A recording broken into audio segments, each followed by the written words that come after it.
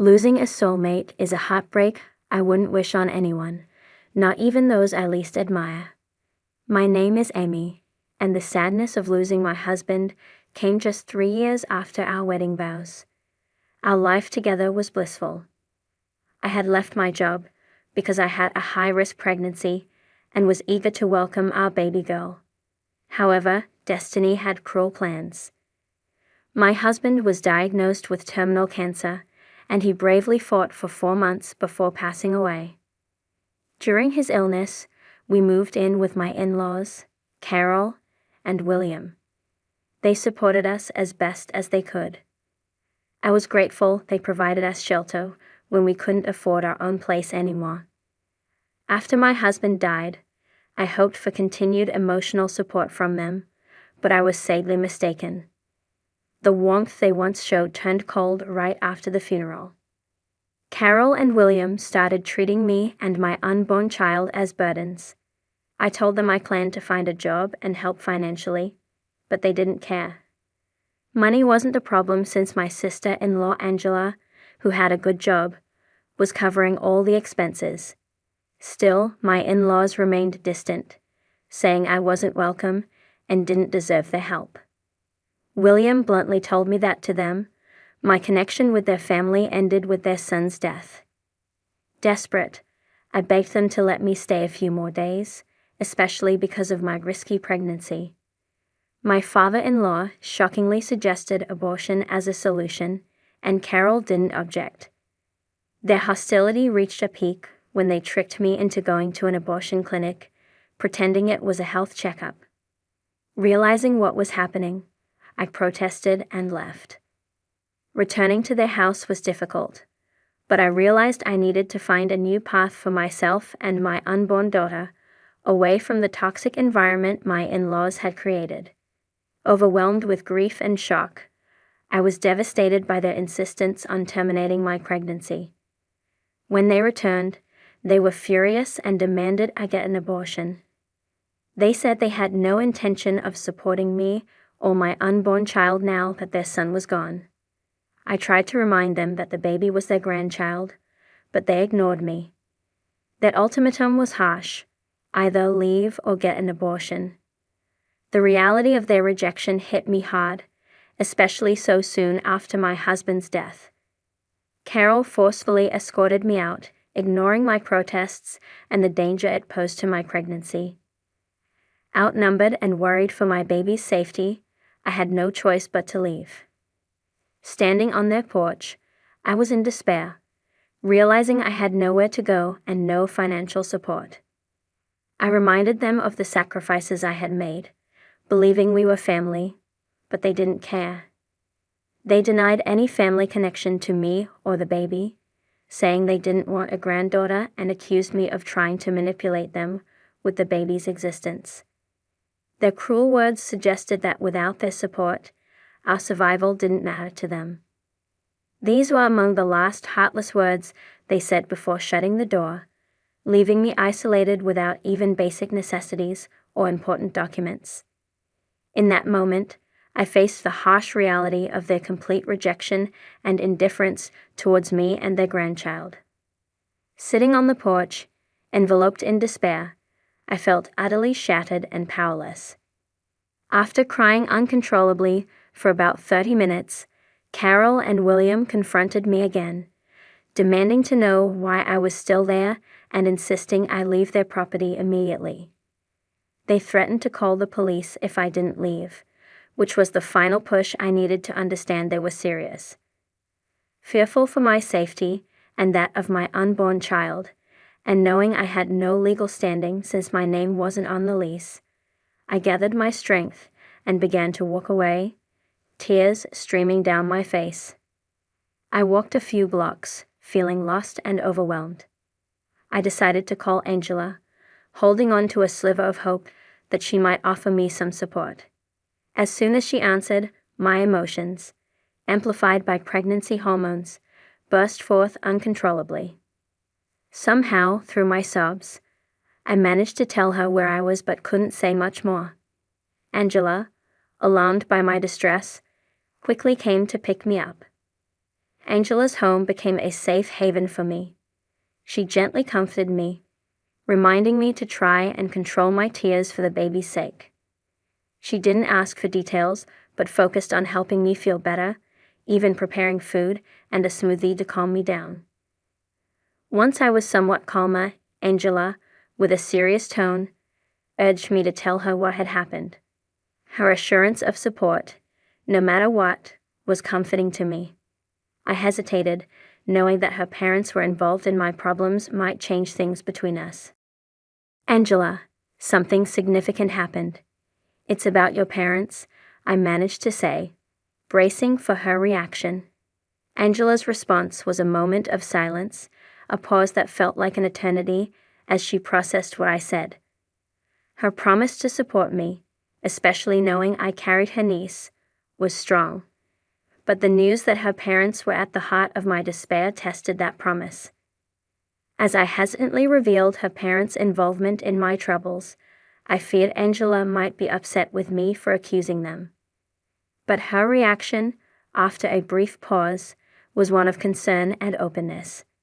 She assured me in a gentle tone that my fears of offending her were unfounded and encouraged me to share my ordeal. When I confessed that her parents had not only kicked me out, but also tried to force me into having an abortion, her shock was clear. The revelation seemed almost unbelievable to her, a stark contrast to the image she had of her family. Angela's confusion deepened as I detailed how her parents had even taken me to a clinic to try and make me have an abortion. This plan was stopped only by the understanding staff at the clinic. I could see the turmoil of shock and disbelief in her eyes as she processed my words, struggling to reconcile them with the parents she knew. Her disbelief turned to horror as I explained their motive: fear of financial and caregiving responsibilities for me and my child. Despite my assurances of independence and my plans to find work, they remained unmoved. Angela's astonishment grew as I disclosed the financial deceit over my husband's supposed medical bills, a lie that stripped me of the last of my resources. Angela was adamant that no such debts existed. She had personally taken care of her brother's expenses to ensure her parents weren't financially burdened. Realizing that her parents had tricked me into giving up the little money left by my late husband hit me hard, bringing back my tears. It was a cruel lesson in their greed and callousness, exploiting my vulnerability for their gain. Angela's silence showed her shock and dismay at her parents' actions that betrayed not just me, but the memory of their son. After giving me space to express my grief, Angela's response was full of empathy and apology. Although she struggled to grasp the full extent of their betrayal, her support at that moment was a small light in the overwhelming darkness of my situation. I said to her, "I haven't had the chance to tell you about the financial aspect of things, Angela," to which she replied, "Please, you don't need to apologize." I told Angela, overwhelmed by her generosity, "You've already done so much by covering the medical expenses. Without your help, I would have been buried in debt." Angela's actions were the perfect example of family support, a stark contrast to her parents' selfishness. She admitted that she always knew her parents prioritized their own desires, but never imagined they would go so far as to deny me a temporary home until I could support myself. Angela's disbelief turned into determination as she insisted that I wasn't alone and promised that her parents' actions wouldn't go unchallenged. She decided to confront them directly over the phone because she needed to hear their justification firsthand. Not because she doubted my story, but because she wanted to understand their reasoning. During the call, Angela's straightforward questioning about why they threw me out revealed their true nature. Their defense was weak. They claimed they had no intention of causing harm, yet they couldn't explain why they insisted on such a drastic action against their grandchild. Angela's anger was clear as she demanded an explanation. Her parents' attempts to justify their actions only deepened the wound. Listening to them try to rationalize what they did was heartbreaking. Even when faced with their daughter's outrage, William and Carol stuck to their excuses, insisting on their right to a carefree retirement undisturbed by the needs of their late son's family. They claimed they had done enough by caring for their son in his final months, viewing their sacrifices as sufficient reason to avoid any further responsibility. Their words painted a clear picture. In their eyes, their comfort in retirement was more important than the needs of their grandchild and me. This chilling revelation underscored their willingness to abandon their family for the sake of their own ease, a stance that Angela strongly opposed. Her loyalty and support offered a glimmer of hope amidst the bleakness of their rejection. Hearing Carol and William's words was like a blow to my already fragile state. They were adamant about persuading Angela to abandon me, portraying me as a burden who would exploit her kindness. Their harsh advice to Angela, to leave me to fend for myself on the streets, suggesting it would bring me to my senses, was unbelievably cruel. Their words plunged me into despair, fearing for my future and that of my unborn child. But just as I felt the weight of hopelessness, Angela's response ignited a spark of hope. She challenged her parents with fierce protectiveness, questioning their humanity and the values they claimed to uphold. Angela reminded them of the financial support she had provided, which allowed them to retire comfortably, highlighting the irony in their claim of hard work. Her anger showed her disbelief in their actions and intentions. Carol and William tried to justify their stance by framing it as a financial safeguard for Angela, even suggesting they'd lie to cover up their demand to kick me out. Angela met this with unwavering refusal. She declared she would not mimic their heartlessness, expressing her shock and disgust at their lack of empathy and familial duty. Angela's defense of me and her outright rejection of her parents' manipulative tactics revealed her strong character and the genuine bond she felt with me, akin to that of a sister. Her fierce response to their demands, and her readiness to stand against them showed her strength and resolve to protect what she believed was right, regardless of the personal cost.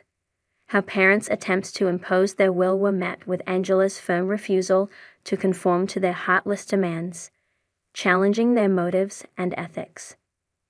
Angela's stance not only defended me, but also upheld the memory of her brother, reflecting her deep love for him and respect for the family ties her parents were so quick to dismiss. Her courage and integrity in the face of such family adversity were a beacon of hope in what felt like an endless night. Angela's bold declaration that she would cease her financial support was a significant turning point, leaving William and Carol shocked. They had never anticipated that Angela would take such a drastic step in my defense. Even I was surprised by Angela's determination to stand up for me so firmly. William and Carol were in disbelief, unable to grasp the reality that Angela was serious about redirecting her support from them to me and my unborn child. Their reaction to Angela's stance was a mixture of confusion and denial, questioning if she really intended to cut them off financially over what they dismissively called a stupid woman. Angela's resolve was unshakable. She corrected them, emphasizing my importance and her commitment to support me and her future niece instead of funding the comfortable lifestyle of her parents, who were more than capable of managing on their own. Her declaration marked an end to their exploitation of her generosity, signaling a new priority: my well-being and that of my baby. This stance by Angela left William and Carol scrambling, their earlier confidence dissolving into panic as they faced the real possibility of having to fend for themselves financially. They attempted to backtrack quickly from their initial demand for my departure to a sudden willingness to welcome me back, which was a clear sign of their desperation. They even went so far as to retract their insistence on abortion, suggesting a newfound readiness to figure things out. Angela then passed the decision to me, her smile signaling a power shift. It was my moment to address the situation, to highlight their wrongful actions and seek accountability. Calmly, I voiced my doubts about their sincerity, pointing out their egregious behavior and the lack of a genuine apology. Confronted with this, William and Carol hastily offered their apologies, a stark contrast to their previous stance. They expressed regret for their actions and extended an invitation for me to return, promising to make amends. This sudden change of heart was a testament to Angela's influence and the realization that their financial stability was at stake. The situation underscored the power of standing united against unfairness and manipulation, shifting the dynamics in a way that demanded respect and acknowledgement of wrongdoing. Struggling with mixed feelings, I confronted William and Carol about the deceitful way they had manipulated me out of my late husband's money, despite Angela covering all the bills. Their scheme had unraveled, revealing their dishonesty and exploitation at a time when I was most vulnerable. Seizing the moment, I demanded the return of the money they had unjustly taken, emphasizing that they had no right to it given their lack of support during my husband's illness. Reluctantly and likely feeling cornered, William and Carol quickly refunded the money through PayPal. Then, they reached out to Angela, suggesting a return to normalcy, as if a financial repayment could erase their wrongdoings. They even proposed setting up a nursery, attempting to lure me back with promises and pretenses of family unity.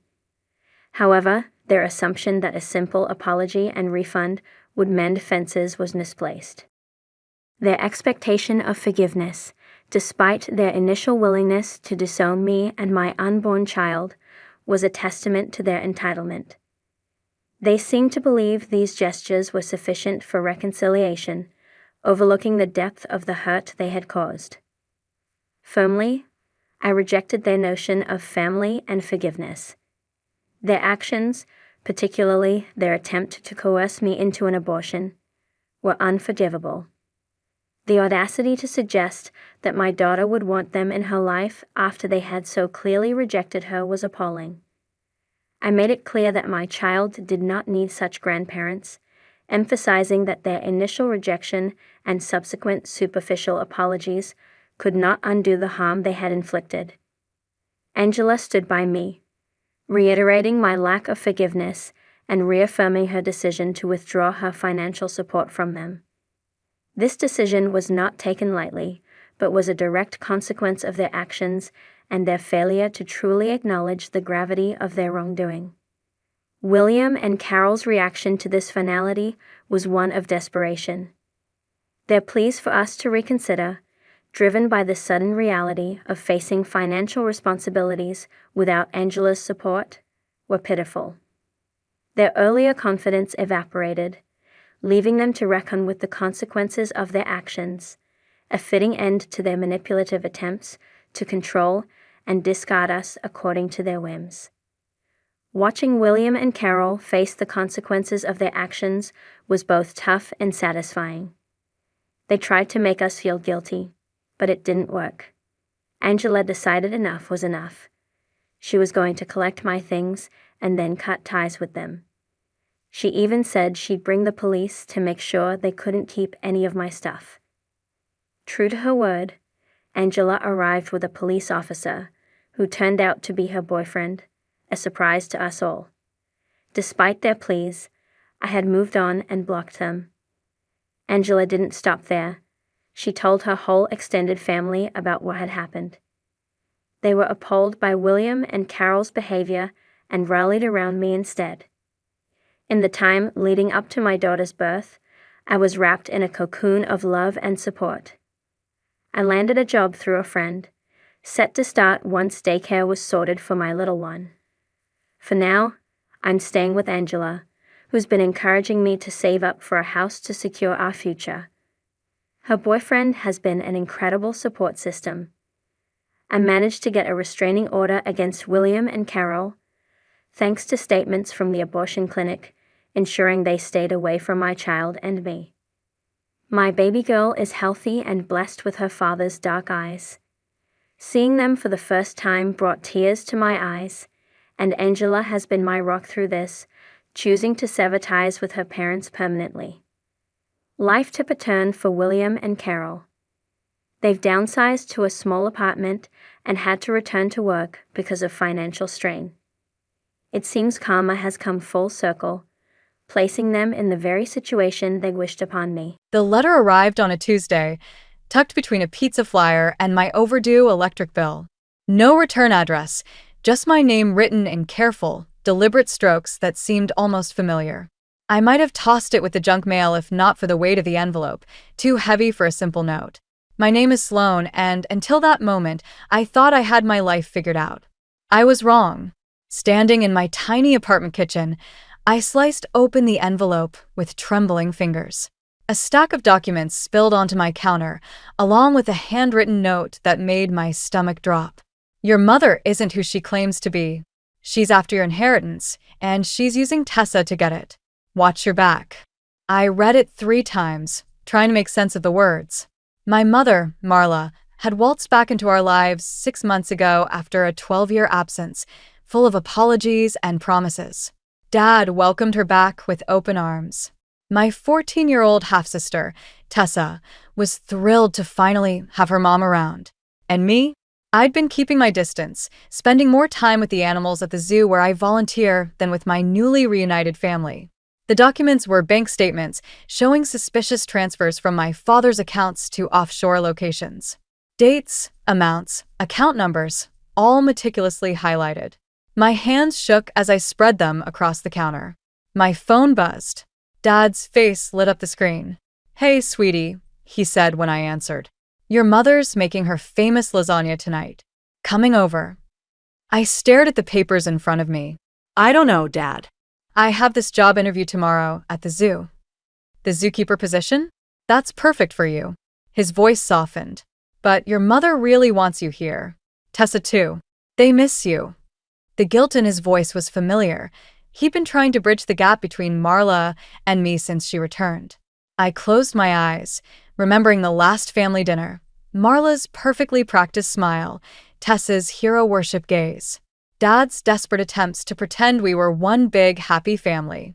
I'll try, I said, knowing I wouldn't. After hanging up, I messaged Jonah, my online friend who worked at another zoo across the country. Got a weird letter today.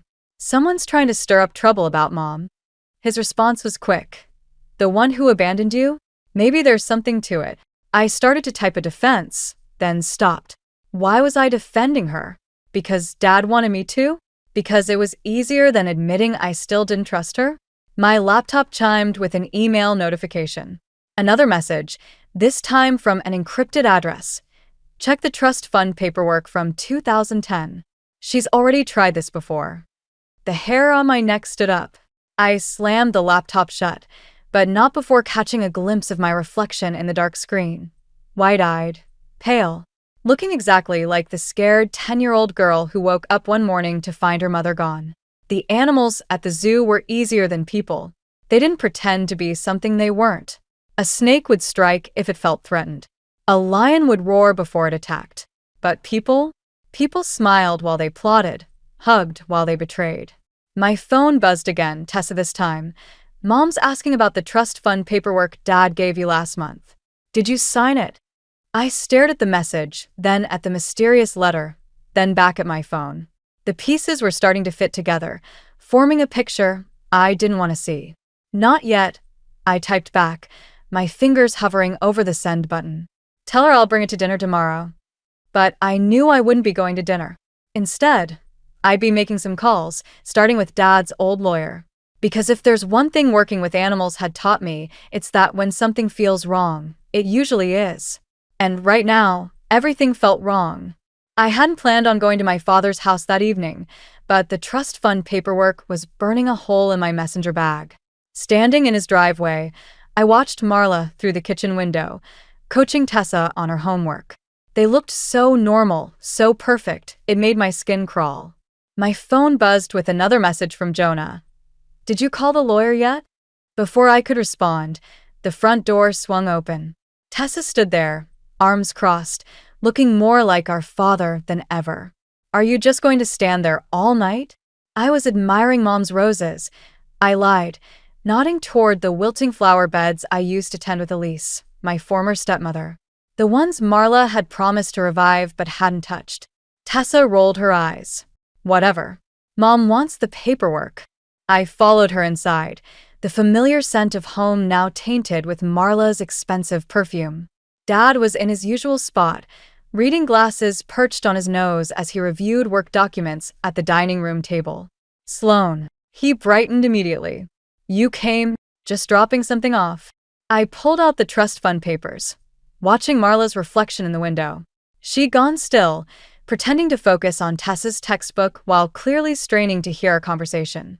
Actually, I said, louder than necessary, I had some questions about these documents. Marla's head snapped up. Oh, what kind of questions? Just trying to understand why we're restructuring the trust now.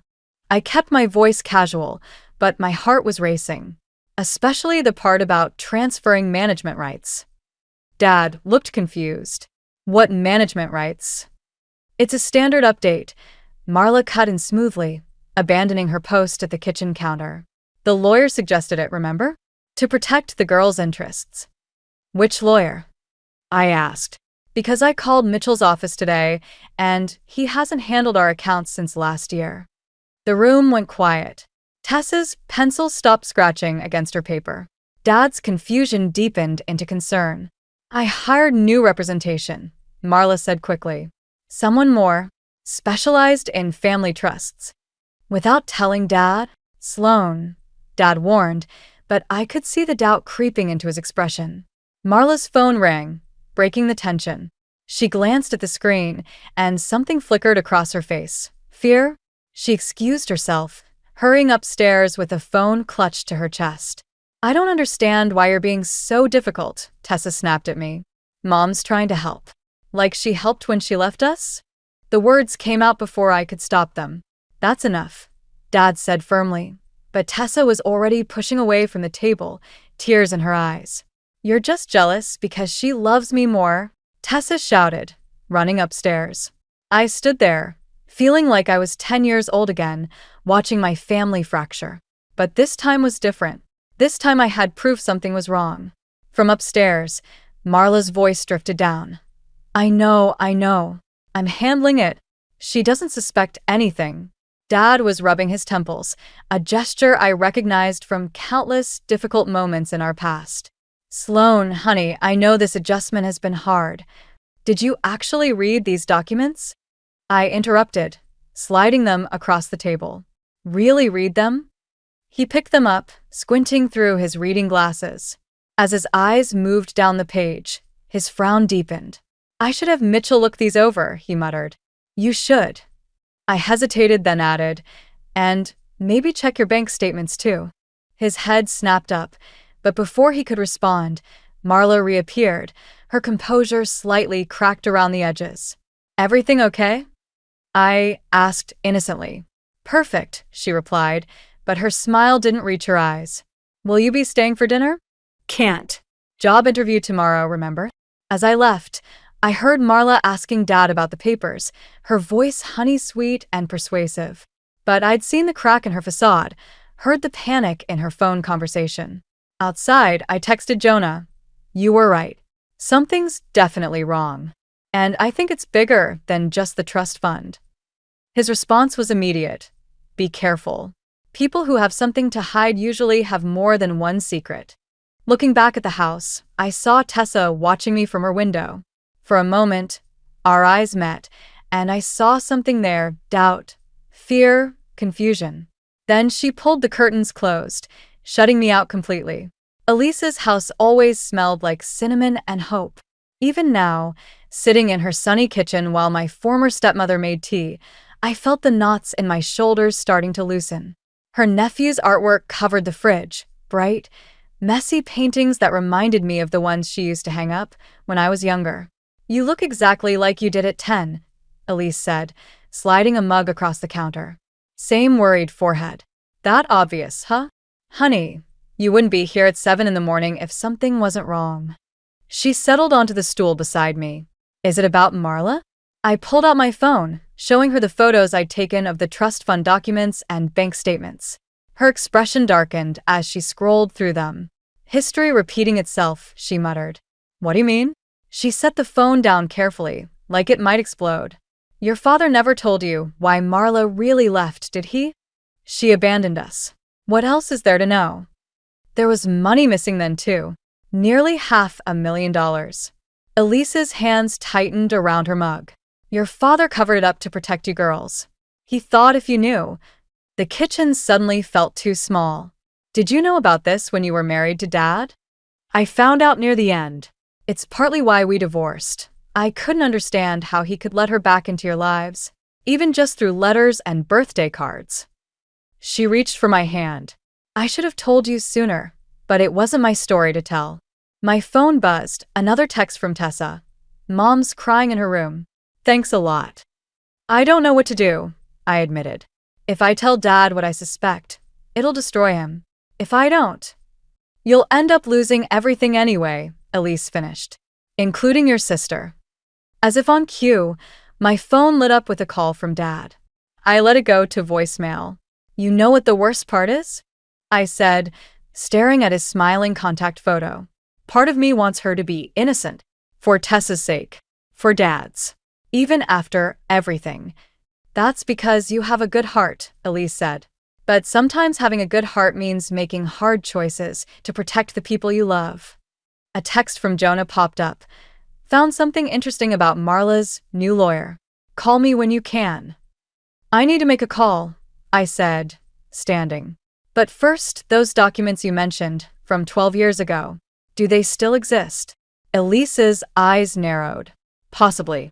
In your father's home office, there's a false bottom in the bottom right drawer. He thinks I don't know about it. I hugged her tightly, breathing in the familiar scent of cinnamon and safety. Thank you. For everything. Be careful, Sloane. Marla's desperate, and desperate people are dangerous. Outside, I called Jonah while walking to my car. His voice was tight with urgency. Her lawyer isn't real, he said without preamble. The firm exists, but the person she claims is representing her doesn't work there. Never has. My hands started shaking. There's more. Elise just told me about money that went missing 12 years ago, right before Mom left. Jesus, Jonah breathed. What are you going to do? I spotted movement in my rearview mirror, a familiar car turning onto the street. I need to get into Dad's office. The proof might be there. Want me to stay on the line? No, but keep your phone close. My voice wavered slightly. Always, he said softly. The car behind me turned when I turned. My heart rate kicked up. I think I'm being followed. What? By who? Can't tell, but I've seen this car before, outside my apartment last night. I made another random turn. The car followed. I need to go. Sloane, wait. I ended the call, hands gripping the steering wheel. In my mirror, I could just make out the driver's face. It was Marla. My phone buzzed with a text from an unknown number. You should have left it alone. Some secrets are better left buried. I took a deep breath, remembering what Elise said about desperate people. Then I turned my car toward my father's house. If Marla wanted to follow me, fine. Let her see exactly what I was capable of. The zoo's interview panel consisted of 3 people, but I could barely focus on any of them. My phone had buzzed twice during the meeting, both texts from Tessa about Dad's missing files. Apparently, Marla had torn apart his office looking for something while I was at Elise's. Your experience with large predators is impressive, the head zookeeper said, drawing my attention back. But I'm curious about how you handle unexpected situations. I thought about Marla following me earlier, about the missing files, about everything spiraling out of control. I've learned that the most dangerous moments are when you think you have everything figured out. They seemed to like that answer. An hour later, I had the job. Standing in the parking lot afterward, I checked my messages. 5 missed calls from Dad, 3 from Tessa, and 1 from an unknown number. But it was Jonah's text that made my stomach drop. Found something about Marla. It's worse than we thought. Call ASAP. Before I could dial, another call came through. Dad. Where are you? His voice was strange, tight. We need to talk. I just finished my interview. What's wrong? Come to the house. Please. He hung up before I could respond. The drive home felt endless. When I pulled up, I noticed Marla's car was gone, but there was a police cruiser in the driveway. My hands went cold. Inside, I found Dad sitting at the kitchen table with 2 officers. Tessa was curled up on the couch, her face tear-stained. The trust fund papers were spread across the table. Miss Harrington, one officer said, standing. We need to ask you some questions about your mother. What happened? Someone accessed your father's accounts this morning, the officer said. Nearly $2 million was transferred offshore. The bank flagged it as suspicious activity. Dad wouldn't meet my eyes. They think you might have helped her. The room tilted sideways. What? The transfers were authorized using your social security number, the second officer explained. And there's evidence of communication between you and your mother planning this for months. That's impossible. I pulled out my phone, showing them the threatening texts. She's been following me, sending me warnings. From your own number, the officer cut in. We checked. The texts you're claiming came from her were sent from a second phone registered in your name. Tessa made a small, hurt sound from the couch. I found Mom crying this morning. She showed me the emails you sent her, threatening to destroy our family if she didn't leave again. Emails I never wrote. I said, but my voice sounded weak even to me. Dad, you know I wouldn't. Do I? He finally looked at me, and the doubt in his eyes felt like a physical blow. You've been acting strange ever since she came back, asking about the trust, looking through my files. My phone buzzed, Jonah, again. I answered on speaker, desperate for someone to believe me. Sloan, listen, he said urgently. Marla's done this before. 3 other families, different names. She. The call cut off abruptly. When I tried to redial, the number was unavailable. Officers, Dad said quietly. I'd like to press charges. The world stopped. Dad, please. I'm sorry, Sloan. He looked ancient, suddenly broken. But the evidence, your signature on the transfers, the emails, the phone records. Miss Harrington, the officer said, reaching for his handcuffs. Please place your hands behind your back. As they led me out, I caught a glimpse of movement in the upstairs window. Marla, watching with what looked like genuine sadness on her face.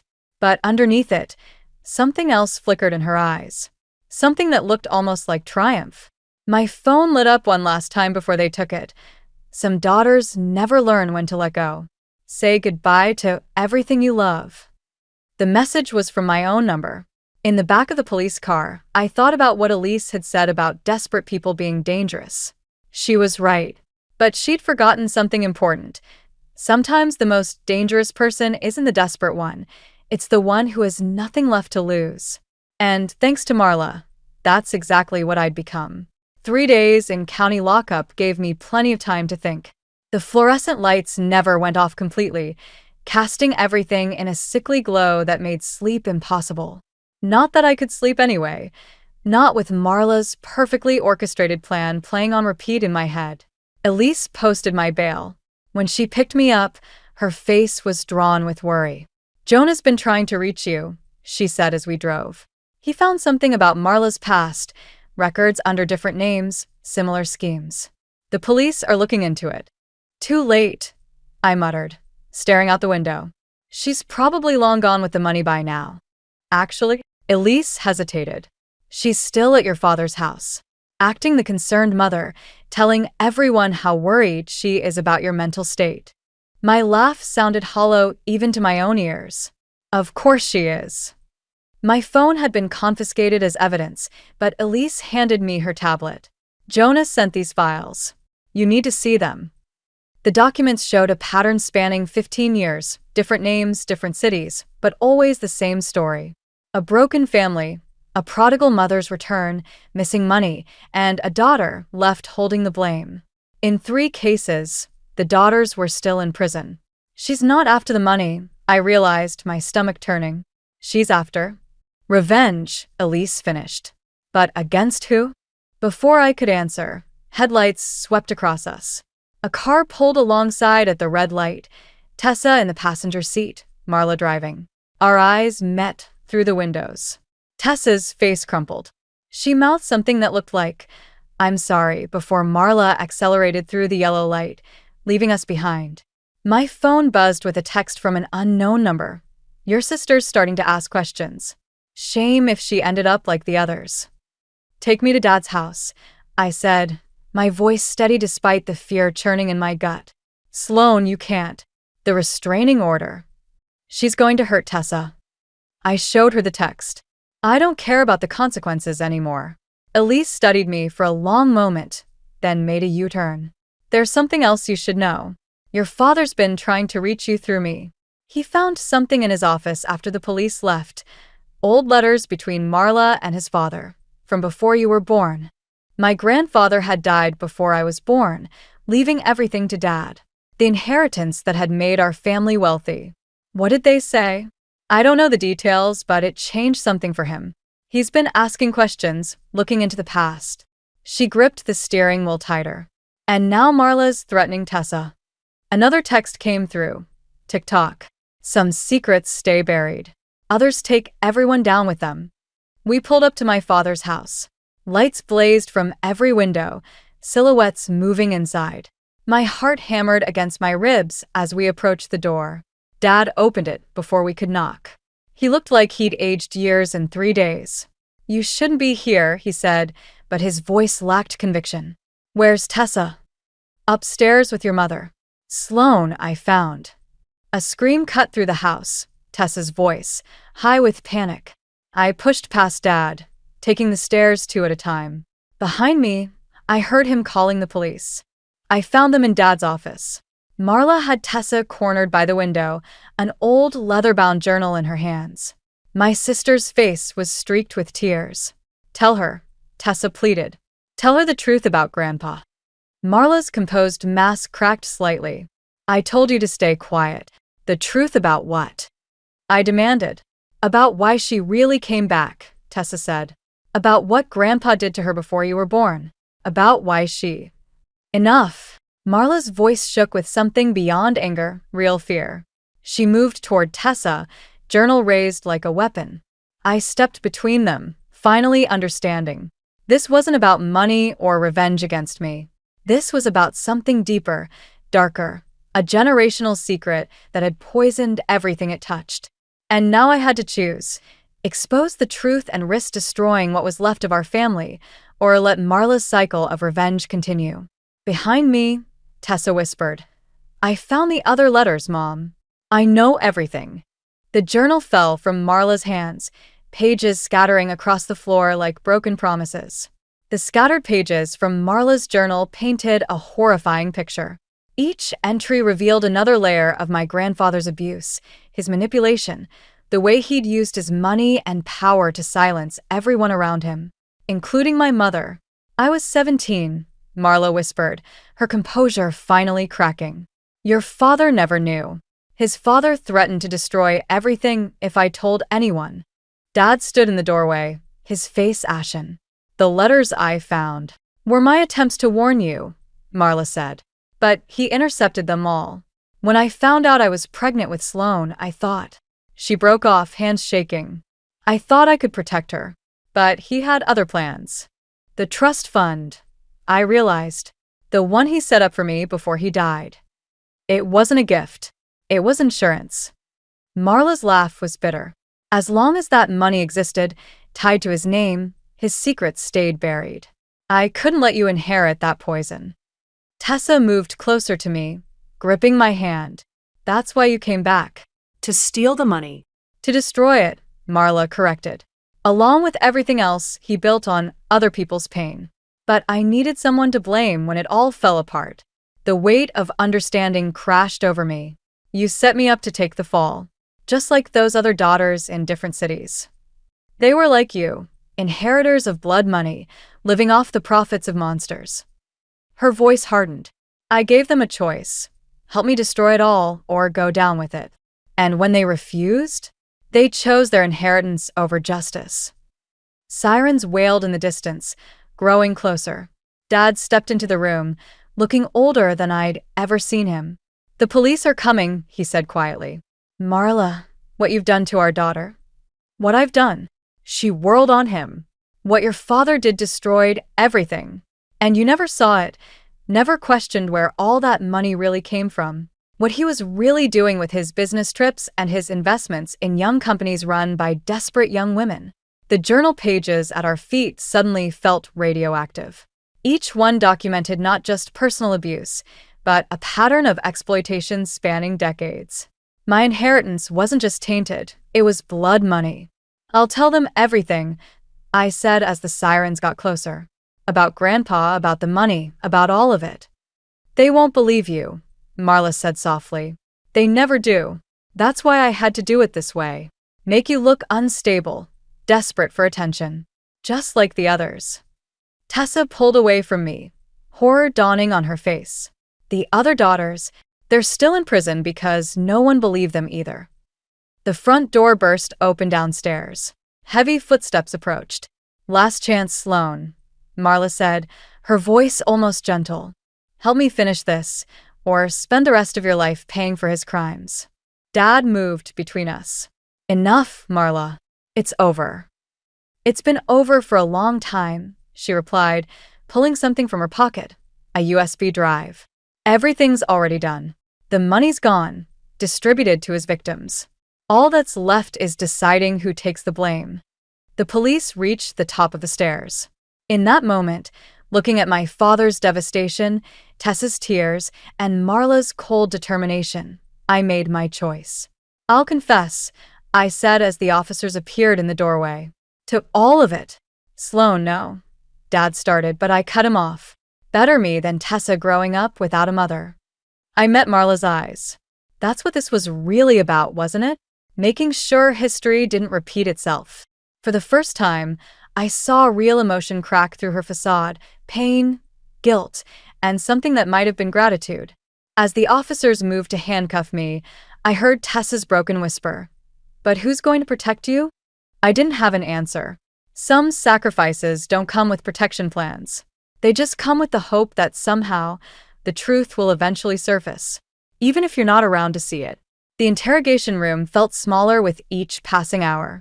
Detective Morris had been questioning me for 3 hours straight, but I kept my story consistent. I'd stolen the money. I'd framed my mother. I'd done it all, until Jonah walked in. You can't be here, I said, my carefully constructed facade cracking at the sight of him. Actually, he can, Detective Morris said. Mr. Reed has provided us with some very interesting evidence. Jonah set a laptop on the table, his eyes meeting mine with an intensity I'd never seen before.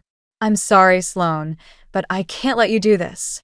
The screen showed a video feed, Marla in another interrogation room, breaking down as she read something. With a start, I recognized the handwriting from the anonymous letters. Elise, I whispered. Your former stepmother kept everything, Jonah said. Every letter your grandfather wrote to Marla. Every threat. Every transaction. She's been gathering evidence for years, waiting for the right moment. The door opened again. Dad walked in, followed by Elise herself. The other daughters, Elise said, placing a thick folder on the table. I found them all. They're being released as we speak, their cases reopened based on new evidence. My hands started shaking. But Marla is telling the truth now, Dad cut in. His voice was raw. All of it. About my father, about what he did, about why she really came back. Detective Morris slid another document across the table. Your mother just signed a full confession. Not about the money, about everything else, including how she manipulated you into taking the blame. I chose to take it, I insisted. Did you? Jonah opened another video file. Or did she spend months setting you up, knowing you'd sacrifice yourself to protect Tessa? The video showed Marla on various dates, making calls, sending texts from a phone registered in my name, creating the trail of evidence that would implicate me.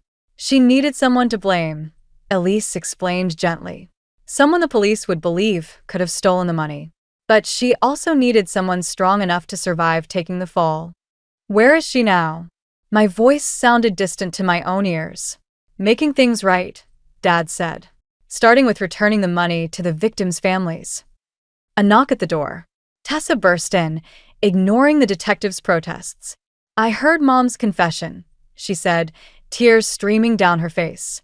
"About everything. About what she did to you. What Grandpa did to her. Why didn't you tell me?" "Because you deserve to have a mother who wasn't broken," I said softly. "I deserve the truth," Tessa countered. "We all did." Detective Morris cleared his throat. "Miss Harrington, in light of the new evidence, we're dropping all charges against you. However, we'll need your testimony about your grandfather's activities." "And Marla will face consequences for her actions," he said. "But her cooperation and the circumstances, the DA is willing to be lenient." I looked at my family, Dad's guilt-ridden face, Tessa's tear-stained cheeks, Elise's quiet strength, Jonah's unwavering support. And somewhere in another room, Marla, finally telling the truth after decades of silence. "I want to see her," I said. They led me to her room. She looked up as I entered, her mask completely gone. "I tried to protect you," she whispered, "in the worst possible way. By making me into you? Someone willing to sacrifice everything for revenge." "No," she said, surprising me. "By making you strong enough to do what I never could. Tell the truth, no matter the cost." I sat across from her, seeing her clearly for the first time, not as the mother who abandoned me, or the manipulator who tried to destroy me, but as someone who'd been broken long before I was born. "Then let's tell it together," I said. "All of it. No more secrets, no more revenge." She reached across the table, hesitantly taking my hand. Behind the two-way mirror, I knew our family was watching, waiting to see if healing was possible after so much damage. I didn't know if it was, but I knew we had to try. For all the daughters who came before, and all the ones who would come after.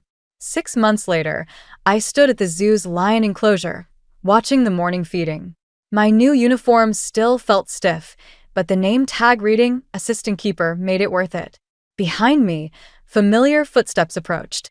"They're like family, aren't they?" Tessa said, joining me at the railing. "All protecting each other, even when they fight." I smiled at my sister's insight.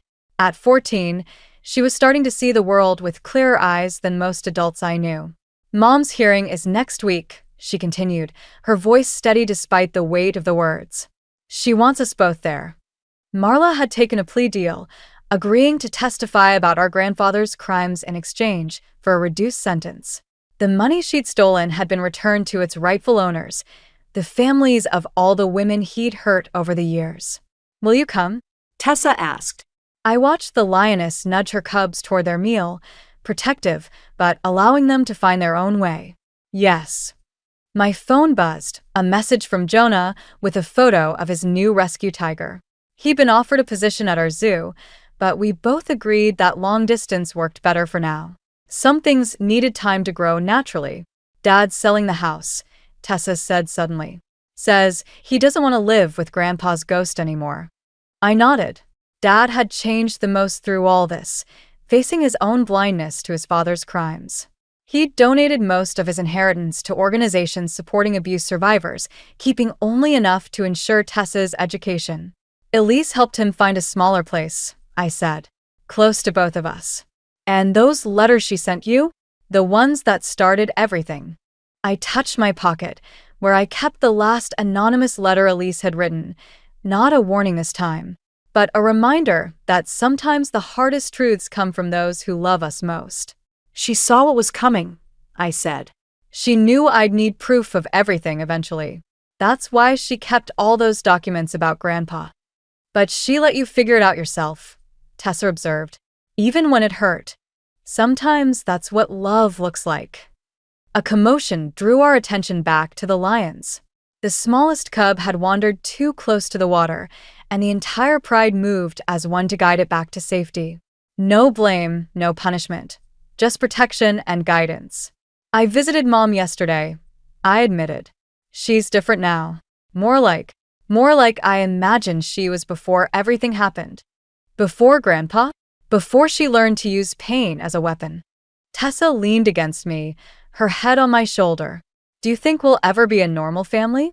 "Normal's overrated," I said, making her laugh. But maybe we can be something better, honest. My work radio crackled, calling me to the elephant enclosure. As I turned to leave, Tessa caught my arm. "The inheritance," she said. "The part that was supposed to be yours. Do you regret giving it up?" I thought about the blood money that had poisoned 3 generations of our family, about Marla's twisted path to justice, about my own brush with becoming someone I wasn't meant to be. "Some legacies aren't worth keeping," I said finally. "We get to choose which ones we carry forward." She nodded, understanding more than a 14-year-old should have to. But that was our family now, carrying hard truths together instead of suffering alone with comfortable lies.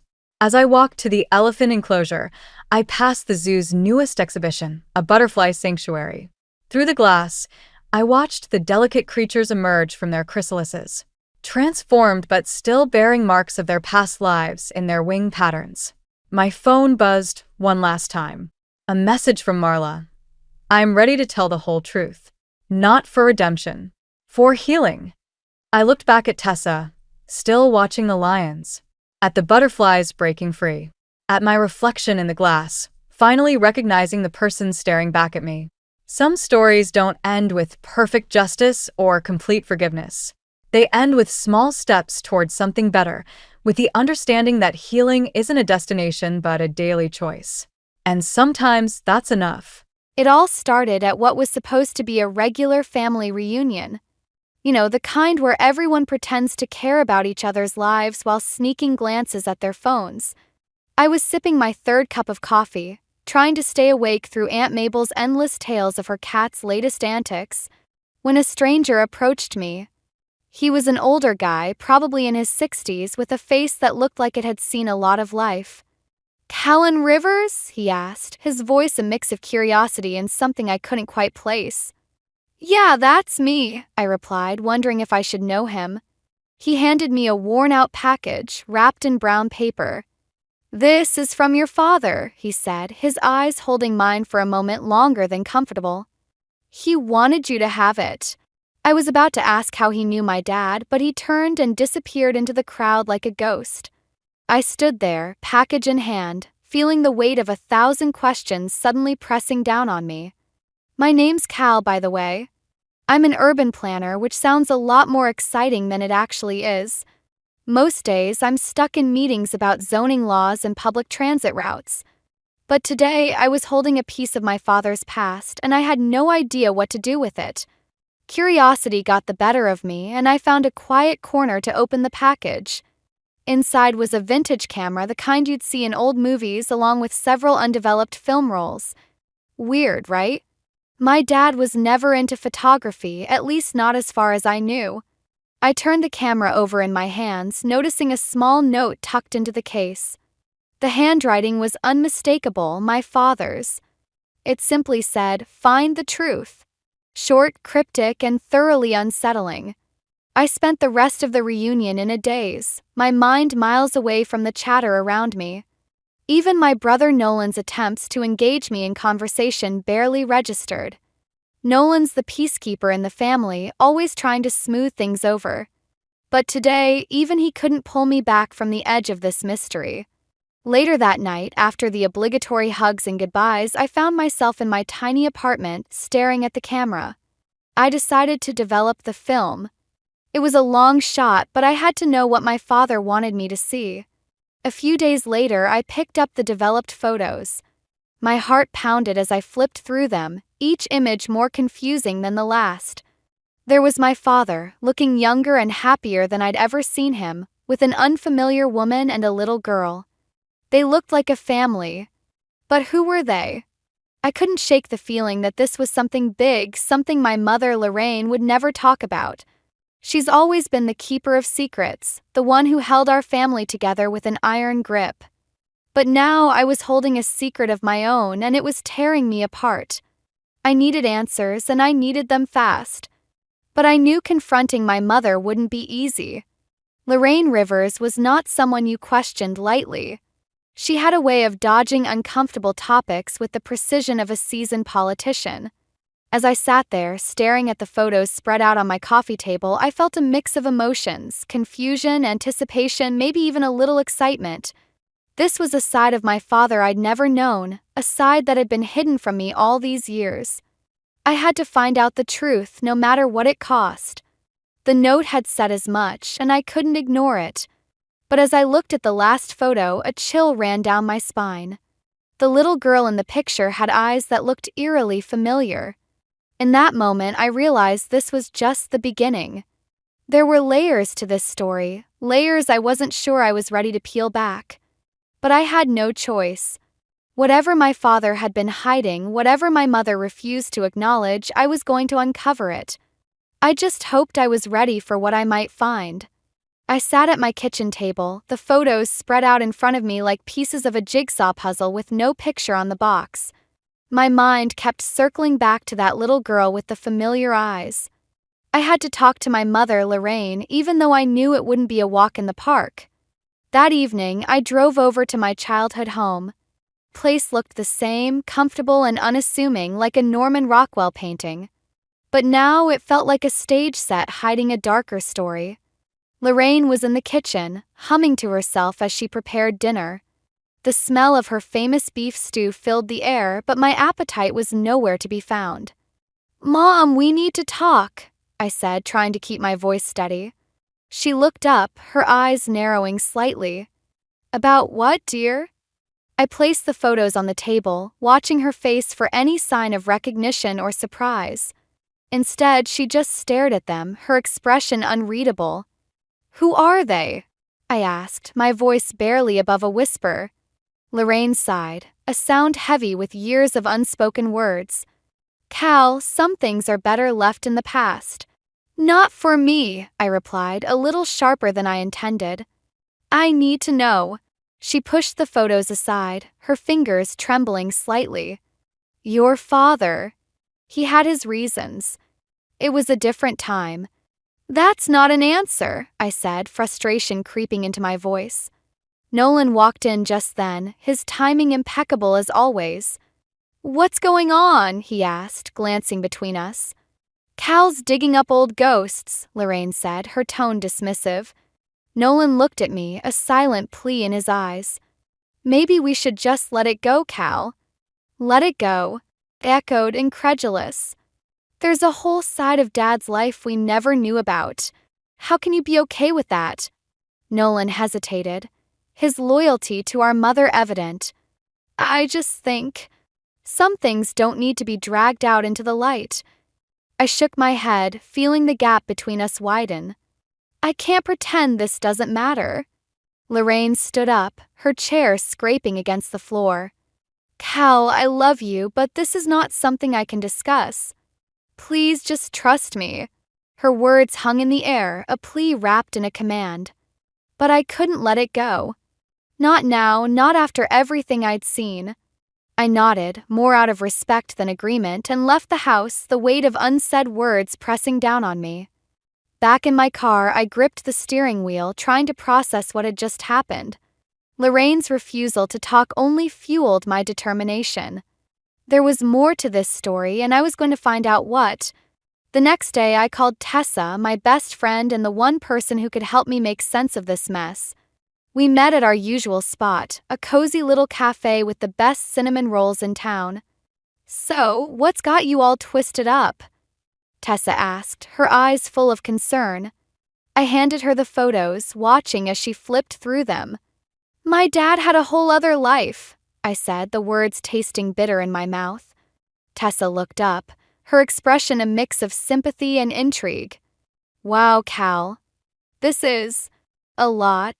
Tell me about it," I said, leaning back in my chair. "And Lorraine's not talking."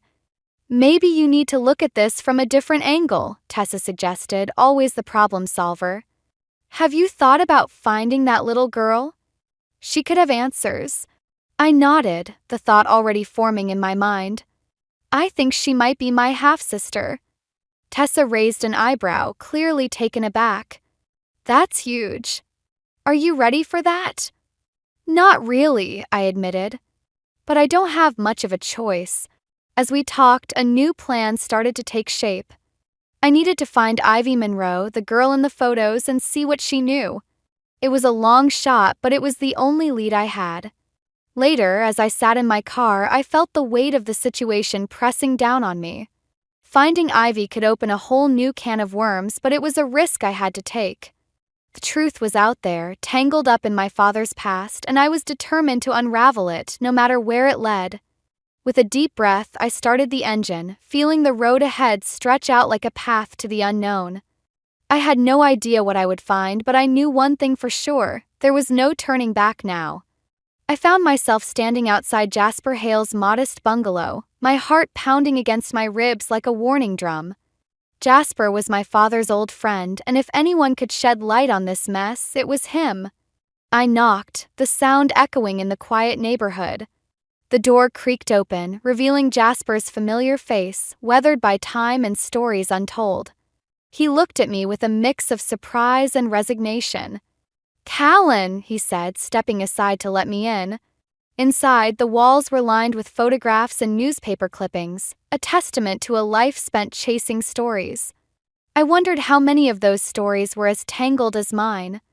"I need to know about my father," I began, skipping the small talk. "Who was the woman in the photos?" Jasper sighed, a deep, weary sound.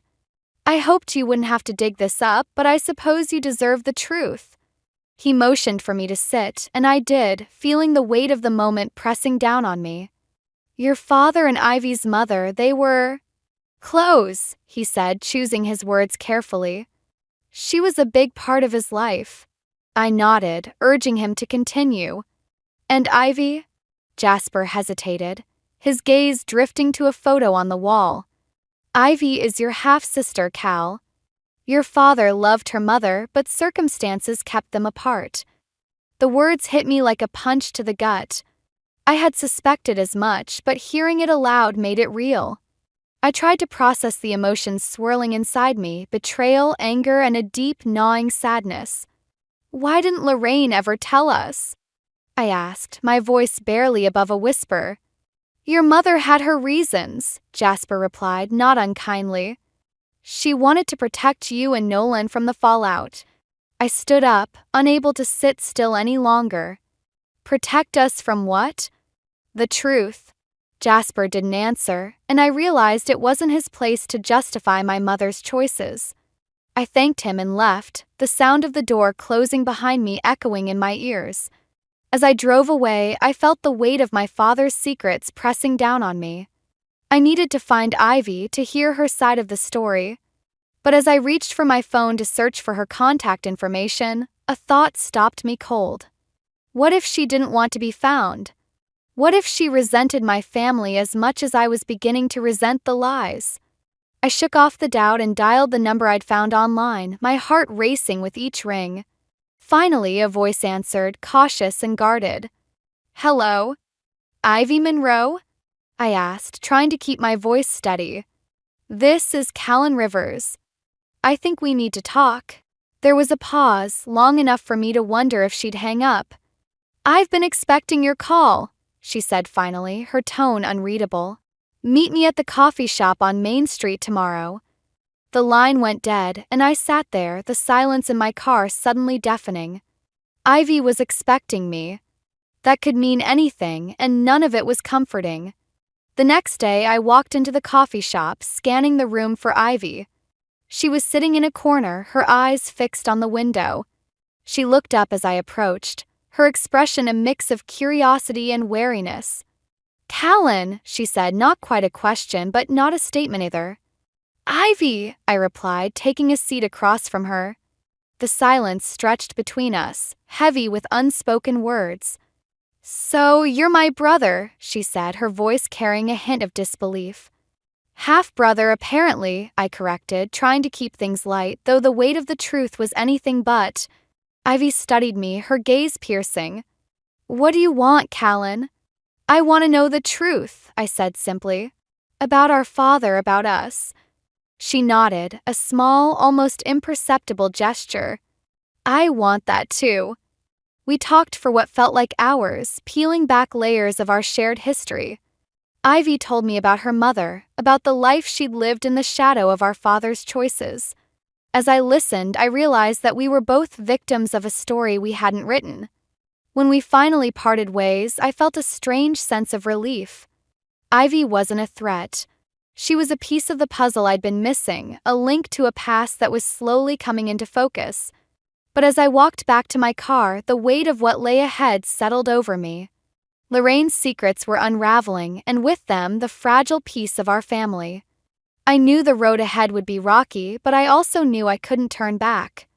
The truth was out there, and I was determined to find it, no matter the cost. I was sitting in my apartment, staring at the photos again, when my phone buzzed with a message from Tessa. "Need to talk." "The meet at the park," it read. I grabbed my jacket, eager for a distraction from the storm brewing in my head.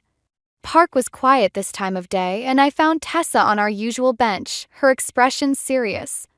"What's up?" I asked, trying to keep my tone light. She handed me a folded piece of paper. "I did some digging. This might help." I unfolded it, revealing an old newspaper clipping. The headline read, "Local woman's sudden death leaves community in shock." Beneath it was a photo of Ivy's mother. My heart sank as I skimmed the article, detailing her unexpected passing years ago. "What does this mean?" I asked, feeling a chill run down my spine. Tessa looked at me, her eyes searching mine. "I think it means there's more to this story than we thought.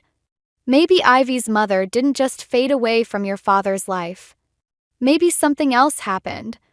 I nodded, my mind racing. This new information changed everything. If Ivy's mother's death wasn't as straightforward as it seemed, then my father's involvement could be more complicated than I'd imagined. Back at home, I couldn't shake the feeling that I was missing a crucial piece of the puzzle. I needed to talk to Lorraine again, but this time I was going to push harder for answers. The next day, I found myself back at my childhood home, the familiar surroundings now tinged with a sense of betrayal. Lorraine was in the living room, flipping through an old photo album. "Mom, we need to talk," I said, trying to keep my voice steady. She looked up, her eyes wary. "About what, Callan?" I handed her the newspaper clipping, watching her reaction closely. Her face paled, and she set the paper down with trembling hands. "Where did you get this?" "Tessa found it," I replied, not backing down. "What aren't you telling me?" Lorraine sighed, a sound filled with years of unspoken truths. "Your father and Ivy's mother, they were in love, but it was complicated. Her death was unexpected, and it broke him." "Was he involved?" I asked, the question hanging in the air like a dark cloud. "No," she said, her voice firm. "But he blamed himself. He always thought he could have done something to prevent it." I watched her, searching for any hint of deception. But all I saw was a mother trying to protect her family. "Why didn't you tell us?" "Because I wanted to shield you from the pain," Lorraine said, her voice cracking. "I didn't want you to carry the burden of his choices." I nodded, understanding her motives but still feeling the sting of her secrecy. "I need to know everything, Mom. I can't keep living in the dark." She nodded, tears glistening in her eyes. "I'll tell you everything, Callan. Just promise me you'll be careful. There are things in the past best left buried." As I left, I felt a strange mix of relief and dread. I was finally getting answers, but the truth was more tangled than I'd imagined. Later, I met Ivy again, this time at a small diner on the edge of town. The place was nearly empty, giving us the privacy we needed. "I found something," I said, sliding the newspaper clipping across the table. Ivy scanned it, her expression unreadable. "I knew she died suddenly, but I never knew the details." "Lorraine says our father blamed himself," I said, watching her closely. "Do you think there's more to it?" Ivy looked up, her eyes meeting mine. "I don't know, but I think we need to find out." We sat in silence, the weight of our shared history pressing down on us. I realized then that I wasn't just seeking the truth for myself. I was doing it for Ivy too, and for the family we never knew we had. As we parted ways, I felt a renewed sense of purpose. I was no longer just unraveling my father's past. I was piecing together a future where Ivy and I could find closure.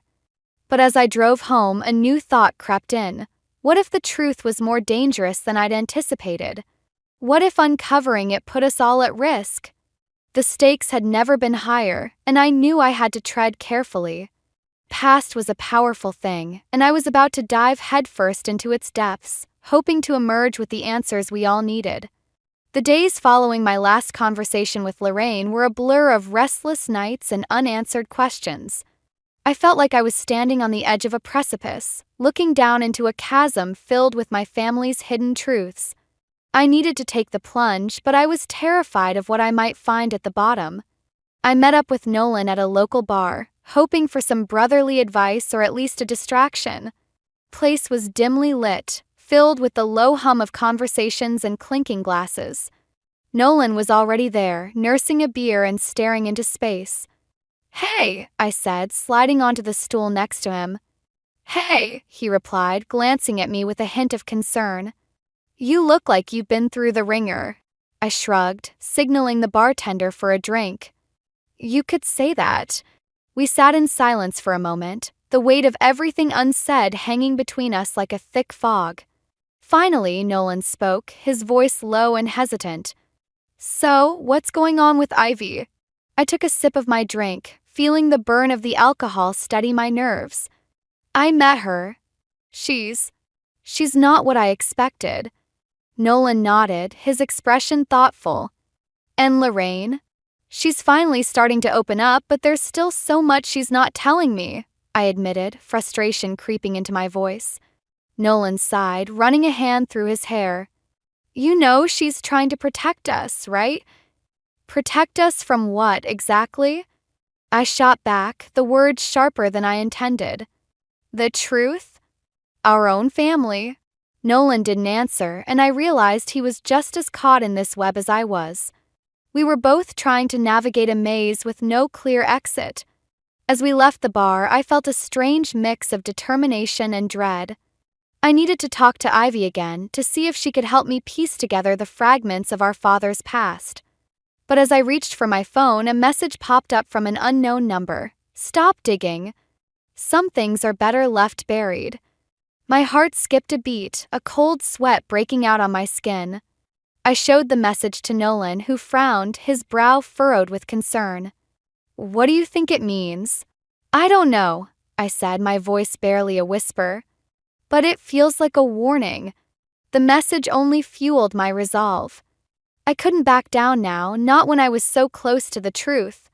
I arranged to meet Ivy again, this time at a quiet spot near the river where we wouldn't be overheard.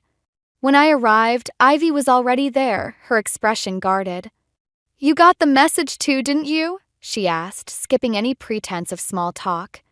I nodded, the memory of the words still fresh in my mind. "Do you have any idea who it could be from?" Ivy shook her head, her eyes scanning the horizon as if expecting someone to emerge from the shadows. "No, but it means we're onto something." We spent the next hour piecing together everything we knew, trying to form a coherent picture from the scattered pieces of our father's life. As we talked, I realized how much we both needed answers, not just for ourselves but for the families we never knew we had.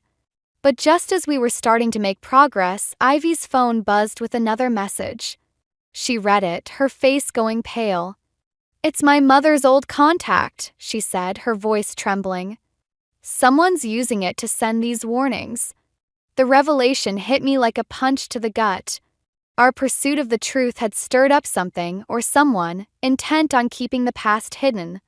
I looked at Ivy, seeing the fear mirrored in her eyes, and knew we had to be careful.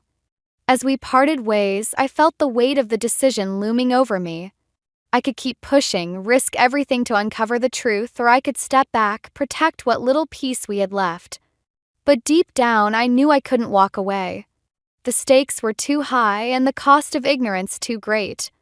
I drove home, the road blurring before me as I grappled with the enormity of what lay ahead. My perception of justice and revenge was shifting, the lines between them blurring as I delved deeper into my father's past. In seeking the truth, I was also seeking redemption, not just for him but for myself and the family we were trying to rebuild. The journey was far from over, and I had no idea what I would find at the end. But one thing was certain, I couldn't stop now. Not when the truth was so close, and the past was finally ready to reveal its secrets. The day of the family gathering arrived, and I felt like I was walking into a storm with no umbrella. Ivy had agreed to come, but the tension between us was palpable. My mind was a whirlpool of anxiety and dread, knowing that this confrontation could either tear us apart or finally bring us the closure we needed. As we arrived at Lorraine's house, Ivy's grip on her purse tightened. "Are you sure about this?" she asked, her voice barely masking her apprehension.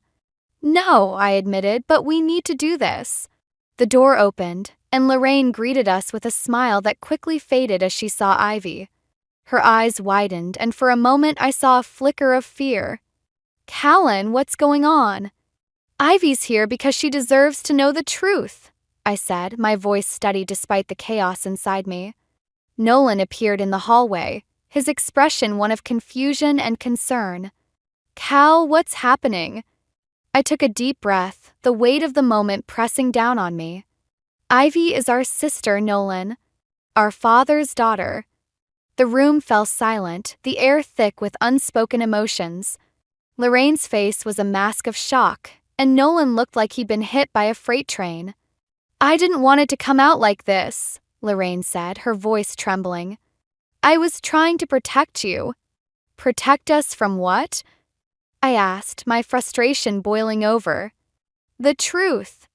Ivy stepped forward, her voice calm but firm. "I'm not here to cause trouble.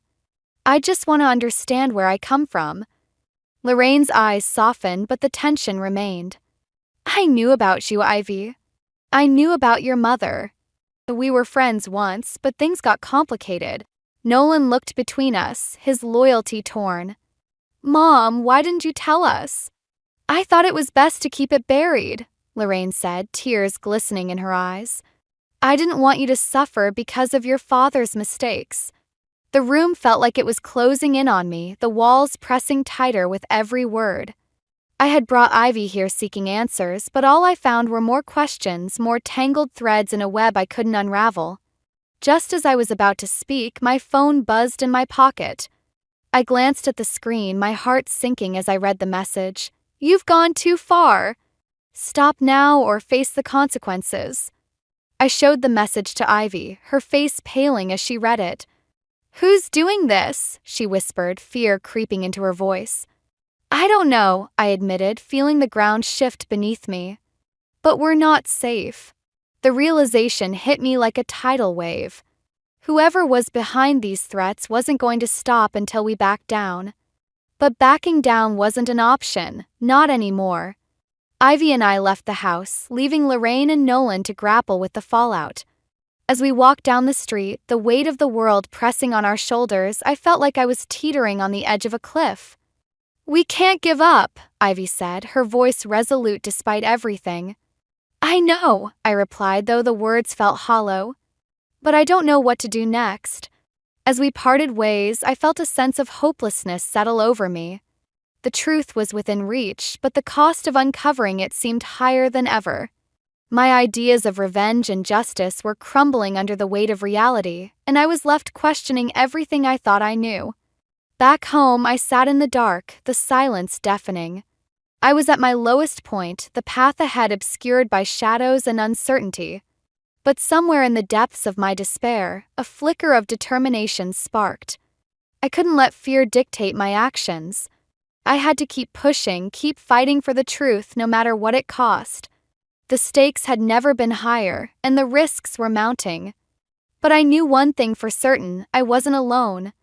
Ivy and I were in this together, and together we would find a way to bring the past into the light, no matter how dark the journey became. The night of the confrontation felt charged with electricity, the air thick with anticipation and fear. I stood outside Lorraine's house, my heart pounding like a war drum. Ivy was beside me, her expression a mix of determination and apprehension. We were about to face the past head-on, and there was no turning back. Inside, the atmosphere was tense. Lorraine sat in the living room, her hands clasped tightly in her lap. Nolan hovered nearby, his face a mask of conflict. The room was silent, the only sound the ticking of the old grandfather clock in the corner. I took a deep breath, stepping forward. "Mom, we need to talk," I began, my voice steady despite the storm inside me. Lorraine looked up, her eyes meeting mine. "Callum, please, let's not do this here." "No," I said firmly. "We've been running from this for too long. It's time to face it." Ivy stepped forward, her voice calm but resolute. "I deserve to know the truth, Lorraine. About my mother, about our father." Lorraine's eyes flickered with a mix of emotions, fear, regret, and something else I couldn't quite place. "I was trying to protect you all," she said, her voice breaking. "By keeping secrets?" I challenged, feeling the weight of years of deception pressing down on us. "We deserve to know the truth, even if it's painful." Nolan stepped in, his tone conciliatory. "Mom, we're not here to hurt you. We just want to understand." The silence stretched, heavy and oppressive, until Lorraine finally spoke. "Your father loved Ivy's mother. They were planning to be together, but then she died and everything fell apart." Ivy's face was a mask of shock, her eyes glistening with unshed tears. "Why didn't you tell us?" "Because I was afraid," Lorraine admitted, her voice barely above a whisper. "Afraid of what it would do to our family." The room was silent again, the weight of Lorraine's words settling over us like a shroud. I felt a mix of anger and empathy, understanding her motives but still grappling with the consequences of her choices. Just as I was about to speak, the doorbell rang, its sound slicing through the tension like a knife. We all turned, confusion etched on our faces. Nolan opened the door, revealing Jasper Hale standing there, his expression grave. "I think it's time we all had a talk," he said, stepping inside. Jasper's presence was unexpected but somehow fitting. He had been a part of this story from the beginning, and now he was here to help us find closure. "I've been keeping something from you," Jasper said, his voice steady but filled with emotion. "Your father didn't just love Ivy's mother. He was trying to protect her from someone." The room went still, the implications of Jasper's words sinking in. "Who?" I asked, my voice barely above a whisper.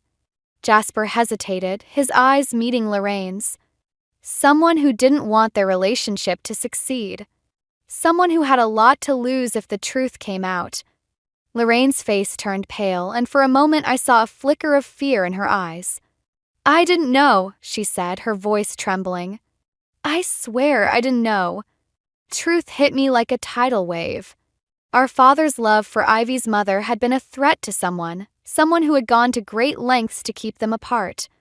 The warnings we'd received, the threats, it all made sense now. Ivy looked at me, her eyes filled with a mix of anger and determination. "We need to find out who's behind this." I nodded, the path ahead suddenly clear. We had to keep digging, keep fighting for the truth, no matter what it cost.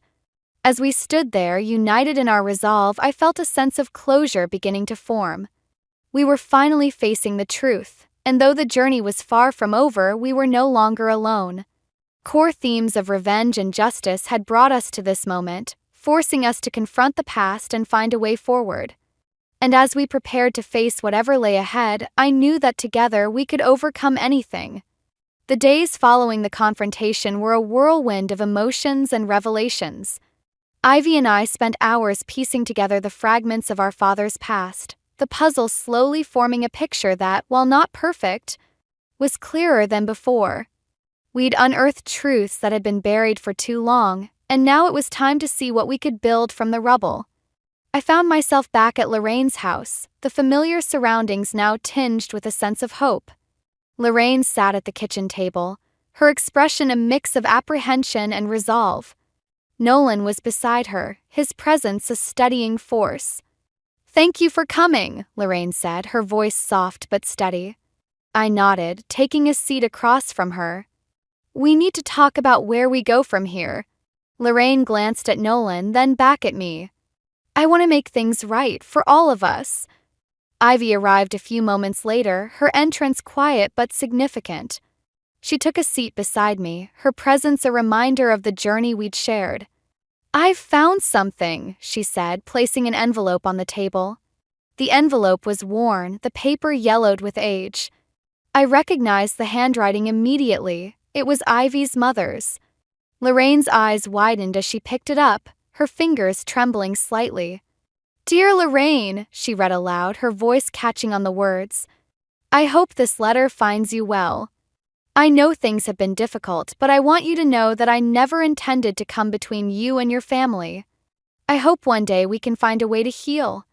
The room was silent as Lorraine finished reading, the weight of the letter settling over us. It was a message of regret, but also of hope, a hope that we could find a way to move forward together. Lorraine looked up, tears in her eyes.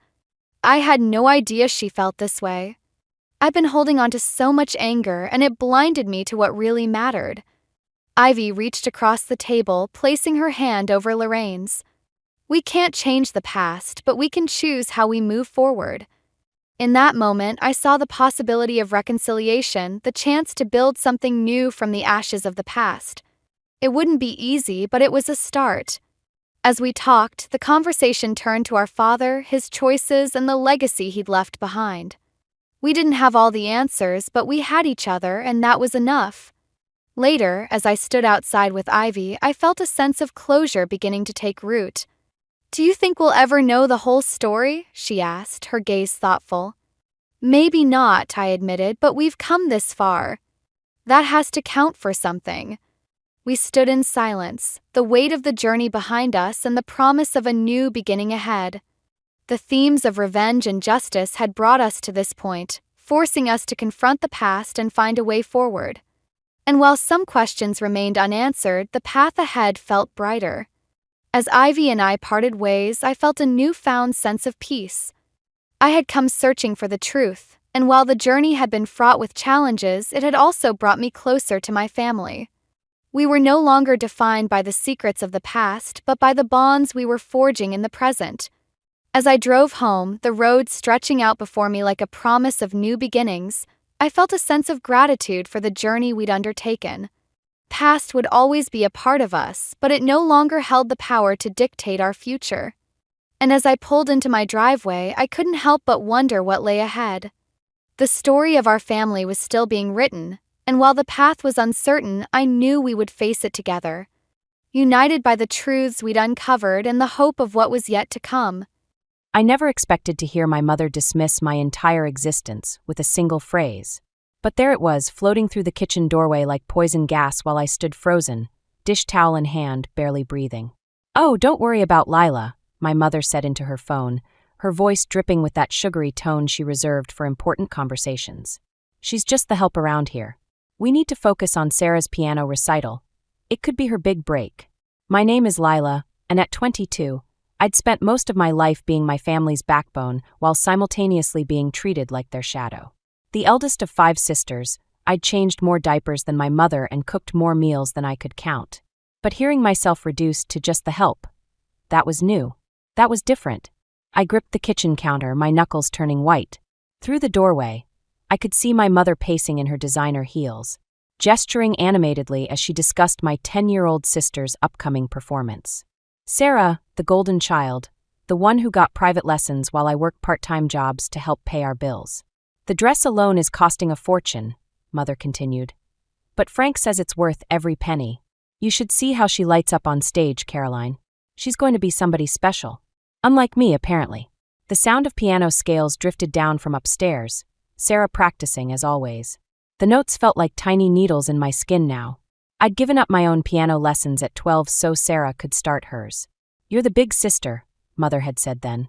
"You understand, don't you?" I'd understood too much for too long.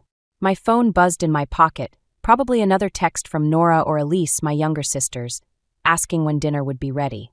They were old enough to know better, but young enough to still follow the family pattern. At 16 and 14, they lived in the space between Sarah's spotlight and my shadows. "Of course we'll need photos," Mother laughed into the phone. "Professional ones, naturally. We can't have anything less for our little star." I thought about the stack of college brochures hidden under my mattress, the ones I'd been secretly collecting. The acceptance letter from state that arrived yesterday, buried at the bottom of my sock drawer. The small savings account I'd built up over years of babysitting and weekend jobs, unknown to my parents. My father's heavy footsteps sounded on the front porch. Home early from work, probably to take Sarah to her extra practice session. I had about 30 seconds before he'd walk in, expecting dinner to be ready. That's when I made my decision. I pulled out my phone and scrolled to a number I'd never dared to call before. My grandmother Edna's contact info, given to me years ago by a sympathetic aunt at a family funeral. Mother had cut ties with her own mother long ago, for reasons she never discussed. My fingers trembled as I typed, "Hi Grandma Edna. This is Lila. I know we've never met, but I need someone to talk to. Someone who might understand." The kitchen timer beeped, reminding me about the casserole in the oven. Father's keys jingled in the lock. Upstairs, Sarah hit a wrong note and started the scale again. I hit send. Then I straightened my spine, pulled on my oven mitts, and prepared to serve another perfect family dinner, maybe one of my last. Because in that moment I knew I wasn't just the help. And soon, they'd all understand exactly what that meant. My phone vibrated almost immediately with a response, but I couldn't check it yet. I had to get through this dinner first, had to keep playing my part. But for the first time in years, I felt something dangerous and wonderful unfurling in my chest.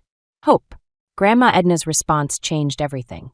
After 3 days of secret text messages and late-night calls, she invited me to meet her at a small cafe downtown. I told my mother I was picking up extra hours at work, a lie she barely acknowledged while helping Sarah practice her scales. The cafe was quiet when I walked in, just a few morning stragglers nursing their coffees. And there she was, my grandmother, sitting straight-backed in a corner booth, elegant in a deep blue blazer. She looked nothing like the villain my mother had painted her as over the years. "Lila," she said, standing to embrace me. Her perfume reminded me of gardenias. "You look just like your mother did at your age." Before she stopped speaking to you? The words slipped out before I could stop them. Edna's smile turned wistful.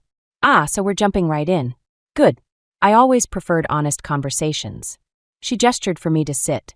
"Tell me about the acceptance letter." I nearly knocked over my water glass. "How did you?" "I made some calls to State University after your first message. I still have friends on the board." She stirred her tea with precise movements. "Full scholarship offer, but you haven't told your parents yet, have you?" Before I could respond, my phone buzzed. A text from Elise. "Where are you?" "Mom's freaking out. Sarah's dress fitting got moved up." "Let me guess," Edna said, watching my face. "Family emergency?" I showed her the text. Another one came through. "She's threatening to take away Sarah's piano time if you don't show up." "Classic Marjorie," Edna murmured, using one child to control another. "I should go," I said, gathering my purse. "I can't let Sarah lose her practice time. She has that recital coming up." "Sit down, Lila." Edna's voice was gentle but firm. "Let's talk about what you want for once." My phone kept buzzing. I turned it face down on the table.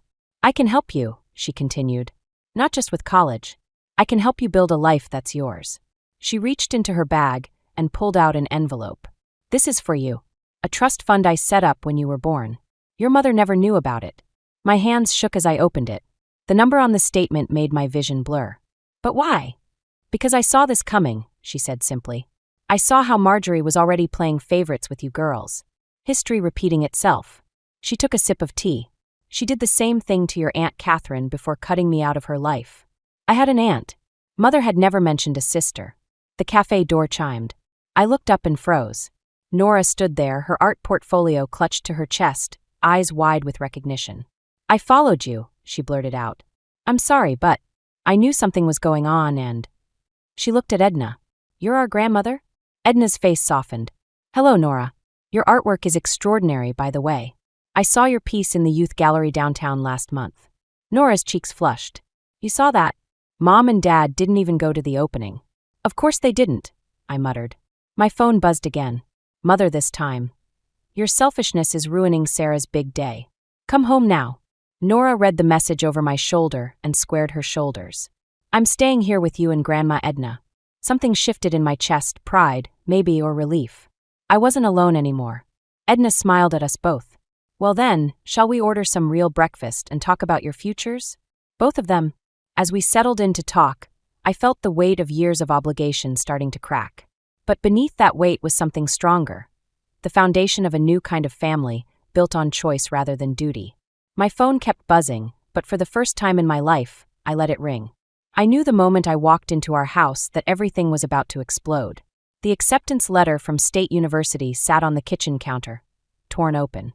Mother stood by the window, her back rigid, while Father's face had that dangerous stillness I'd learned to fear over the years. When were you planning to tell us? Mother's voice was eerily calm. I set my bag down slowly, buying time. I was waiting for the right moment. The right moment? Father picked up the letter. Like after you'd already abandoned your family? After you'd betrayed everything we've sacrificed for you. Sacrificed? The word tasted bitter. What exactly have you sacrificed for me? A sharp intake of breath from the doorway made me turn. Sarah stood there in her new recital dress, watching with those calculating eyes that made her seem far older than 10. You're leaving? She asked, her voice trembling perfectly. But my big performance. You promised to help me practice. Don't worry, sweetheart. Mother rushed to comfort her. Lila's not going anywhere. She understands her responsibilities. My responsibilities?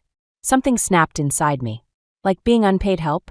Like giving up every dream I've ever had so Sarah can have her moment in the spotlight. That's enough. Father's fist came down on the counter. You will not speak about your sister that way. Why not? Because she's the only one who matters. I pulled out my phone, fingers shaking as I pulled up the recording from that day. Mother's voice filled the kitchen. She's just the help around here. The color drained from Mother's face. You recorded me? I didn't have to. It's burned into my memory. I turned to Sarah. Just like I remember giving up my piano lessons for you. My art classes. My summer camp money. Everything. Sarah's lower lip quivered, her signature move when she wanted attention. But before she could speak, Nora appeared behind her. She's right, Nora said quietly. We all know it's true. Mother whirled around. Nora, go to your room. This doesn't concern you. Actually, it concerns all of us. Elise stepped out from behind Nora. And we're tired of pretending it doesn't. Father's face darkened. This is about that woman, isn't it? Your grandmother's been filling your head with nonsense. Grandma Edna told me the truth. I shot back. About Aunt Catherine, about why you cut her out, Mother. About how you did the same thing to your sister that you're doing to me. The silence that followed was deafening. Even Sarah stopped her performance, looking confused. You have no right, Mother whispered. You don't understand. I understand perfectly. I pulled out the trust fund papers from my bag. And I'm not asking for permission anymore. I'm going to college. I'm building my own life. If you walk out that door, Father's voice was low, dangerous. Don't expect to come back. I looked at my sisters, Nora's determined face, Elise's quiet support, and Sarah's calculating stare. I'm not abandoning them, I said. Unlike you, I know what family really means. You ungrateful. Mother started, but I cut her off. I'm grateful, actually. You've taught me exactly what kind of parent I never want to be. I grabbed my pre-packed bag from behind the couch. I'd known this moment was coming, and headed for the door. Nora and Elise moved to follow me, but I shook my head slightly. They needed to stay for now. We had a plan. Lila, Sarah called out, her voice suddenly stripped of its usual manipulation. For a moment, she sounded genuinely scared. Don't go. I paused at the door, looking back at my youngest sister. When you're ready to be real with me, Sarah, you know how to reach me. Until then, enjoy your spotlight. The door closed behind me with a quiet click, but it might as well have been a thunderclap. As I walked to my car, where Grandma Edna waited, I could hear Mother's sobs and Father's angry voice. But for the first time in my life, those sounds didn't control me. I was finally writing my own story. College should have felt like freedom. Instead, my dorm room walls seemed to close in a little more each day. 3 months into my first semester, and the silence from home was deafening, broken only by secret late-night calls with Nora and Elise. They've hired a new housekeeper, Nora whispered during one such call. Mother keeps introducing her as part of the family. You should see the way she looks at your old photos when she says it. I pressed my forehead against the cool window glass, watching students cross the quad below. And Sarah, still playing the perfect daughter. But, Nora hesitated. Something's different. She keeps asking about you when Mother and Father aren't around. A knock at my door made me jump. I have to go, I whispered, ending the call. It was my roommate, Katie, holding up 2 coffee cups like peace offerings. Your grandmother's downstairs. I hadn't expected Edna today. When I reached the lobby, she was examining the bulletin board with a frown. These student activities are dreadfully dull, she said by way of greeting. Get your coat. We're having lunch off campus. At the restaurant, she waited until our food arrived before dropping her bomb. Your mother came to see me yesterday. My fork clattered against the plate. What? She wanted to know if I was funding your education. Edna's eyes were sharp. She's been asking questions about your Aunt Catherine, too. Did you tell her? Nothing she doesn't already know deep down. Edna sipped her water. But that's not why I'm here.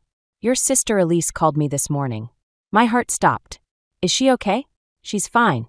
But Sarah's piano recital is next week. The one you helped her prepare for before. She let the words hang. Before I abandoned them? The bitterness in my voice surprised even me. Before you chose yourself, Edna corrected. But now Sarah's refusing to perform. Says it doesn't feel right without you there. I laughed harshly. Another manipulation. She's probably just nervous and... She's been sleeping in your bed. Edna's words cut through my defenses. Elise found her there last night, clutching your old music books.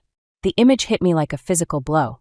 I remembered finding Sarah doing the same thing after our Aunt Catherine had left, though I hadn't known then who Catherine was or why she'd disappeared. My phone buzzed. A text from an unknown number. I know I'm supposed to hate you now, but I keep messing up the middle section, and you're the only one who knows how to fix it. She's just a child, Edna said softly.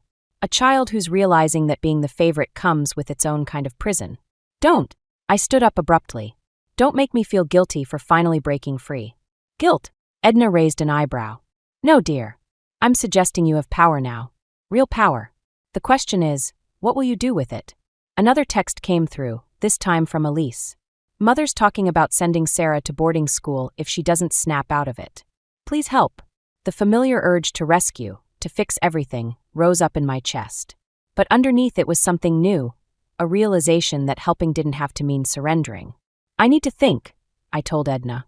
She nodded, understanding in her eyes. Just remember, revenge might feel good, but liberation is better. For everyone. Back in my dorm room, I stared at Sarah's text for a long time before finally responding. The middle section isn't the problem. You're playing it perfectly. But perfect isn't the same as real. Then I opened my laptop and bought a ticket to the recital. Not because they needed me, but because I needed to prove, to myself most of all, that I could walk back into that house on my own terms. This time, I wouldn't be the help. I'd be the hurricane. Sarah's recital was in full swing when I slipped into the back of the auditorium.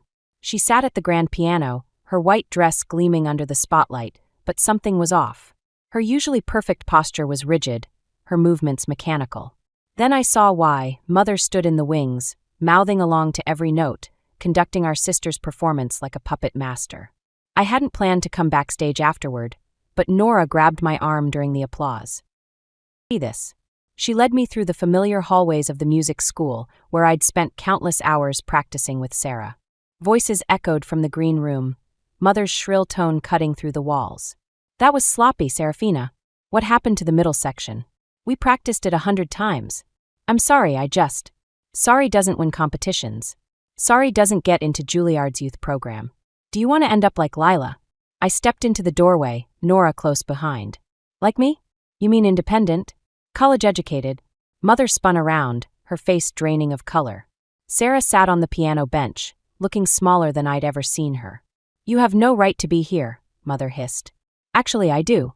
I pulled out my old student ID. I still teach here part-time. Helps pay for college. Sarah's head snapped up, her eyes wide. Before anyone could speak, a man in an expensive suit appeared behind me. Miss Harrington? I'm Miles Donovan from the Juilliard Selection Committee. I was hoping to discuss your sister's performance. Mother's expression shifted instantly to her society smile. Of course. Serafina would be honored. Actually, Miles cut in smoothly. I was hoping to speak with Lila. Your teaching reputation precedes you. The silence that followed was delicious. I felt Mother's world tilting as Miles continued. Several of your students have been accepted to our program. Your methods are unconventional but effective. She's not Sarah's teacher, Mother snapped. She's nobody. That's where you're wrong. Nora stepped forward. Lila's been teaching Sarah for months. Through video calls late at night. Why do you think she suddenly started playing with actual emotion instead of just technical precision? Mother turned to Sarah, who seemed to shrink further into herself. Is this true? Before Sarah could answer, Miles spoke again. Mrs. Harrington, we're not just looking for technical perfection. We want students who understand music, who feel it, like your daughter demonstrated today, in the middle section particularly. I caught Sarah's eye, seeing the ghost of a smile at our private joke about that middle section. But Mother wasn't finished. This is ridiculous. Lila abandoned this family. She has no right to interfere with Sarah's future. Actually, a new voice joined in, Grandmother Edna, elegant as ever in her signature blue. Lila has every right, especially since she's just been appointed to our family's seat on the music school's board of directors. Mother's face went from white to red. You can't. I can, and I did. Edna's voice was steel-wrapped in silk. It's time for changes, Marjorie. Starting with how we define family. Sarah suddenly stood up, her small hands balled into fists. I don't want to go to Juilliard. The room froze. I don't want to play piano anymore. Not like this. She looked at me, tears in her eyes. I want to be real, like you said. Mother reached for her, but Sarah stepped back, closer to me. The movement was small, but its meaning was seismic. Well, Miles said into the tension, I think I have what I need. He handed me his card. Call my office Monday. We should discuss your teaching methods further. As he left, I felt the ground shifting beneath my feet. This wasn't the revenge I'd imagined. It was something more powerful. The truth finally breaking through years of carefully maintained facades. Mother stood there, her perfect world crumbling, while Sarah reached for my hand. The hurricane had arrived, but it wasn't destroying everything in its path. It was clearing the air. The wedding invitations sat on my desk like ticking bombs. 6 cream-colored envelopes, each addressed in the calligraphy Grandmother Edna had insisted upon. My hand shook as I reached for the one marked Mr. and Mrs. Frank Harrington. You don't have to send them, Miles said from the doorway of our apartment. No one would blame you. I sealed the envelope instead of answering. 3 years had passed since Sarah's recital, since everything changed. Or maybe nothing had changed at all. My phone buzzed, Nora's daily update. Mother's redecorating your old room. Again. Says it needs to be perfect for when you come to your senses. Another text followed. Sarah asked if she could be your flower girl. Mother threw a fit. The doorbell rang before I could respond. Edna stood there, looking unusually pale. We need to talk. She didn't wait for an invitation, walking straight to my kitchen table. Your mother came to see me yesterday. About the wedding. My stomach dropped. What did she want? To negotiate. Edna's voice was careful. She's willing to attend to bring the whole family on one condition. Of course there's a condition. I laughed bitterly. What is it? That you resign from the music school board. Give up your teaching position. Let Sarah resume her path to Juilliard. The room spun slightly. After 3 years? Sarah doesn't even play anymore. She does now. Your mother's been forcing her to practice again. Says it's time to fix the damage you caused. My phone buzzed again, at least this time. Sarah locked herself in the bathroom. Won't stop crying. What do we do? Miles touched my shoulder. Lila, maybe we should postpone. No. I stood up abruptly. I won't let them hijack this too. They're either coming as family or not at all. There's more, Edna said quietly. Your father. He's sick. Heart problems. Your mother says this might be his last chance to see you married. The manipulation was so obvious it should have been laughable. Instead, it felt like a knife twisting in my gut. My phone rang, Sarah's number. I hadn't heard her voice in months. Against my better judgment, I answered. Please, she whispered. Please just do what they want. I can't take it anymore. I'll play whatever they want, be whatever they want. Just make it stop. Sura. They're destroying everything you built, she continued, her voice breaking. The scholarship program for underprivileged students, the community concerts. Mothers using father's condition to pressure the board. They're voting next week to reverse everything. I looked at the wedding invitations, at Miles's worried face, at Edna's knowing eyes. 3 years of building something real, something that helped people, and Mother was systematically dismantling it all. What would you do? I asked Edna. She smiled sadly. I already did it, dear. 30 years ago, I chose freedom over family. I'm still not sure if it was worth the cost. My phone buzzed again, a photo from Nora. Sarah at the piano, her face blank, Mother standing over her with that familiar, controlling smile. Behind them, barely visible, was Father in his armchair, looking thinner than I remembered. The invitations go out tomorrow, I said finally. As planned. And the board position? Edna asked. I reached for my laptop, pulled up my resignation letter. The one I'd drafted weeks ago, sensing this moment would come. One click, and I could end this by peace for my sisters, maybe even reconciliation with my parents. Instead, I closed the laptop. Tell Mother she can come to the wedding or not. Her choice. But I'm done letting her choices control my life. As Edna left, another text came through from Sarah. I hate you for leaving me here. And I hate myself for wishing I was brave enough to do the same. I stared at the message until the screen went dark, reflecting my face, and behind it, the empty chairs where family should have been. The call came during my morning class. Grandmother Edna, gone in her sleep. Peaceful, they said, as if that made it better. As if anything could make it better. I wasn't prepared for what waited at the lawyer's office.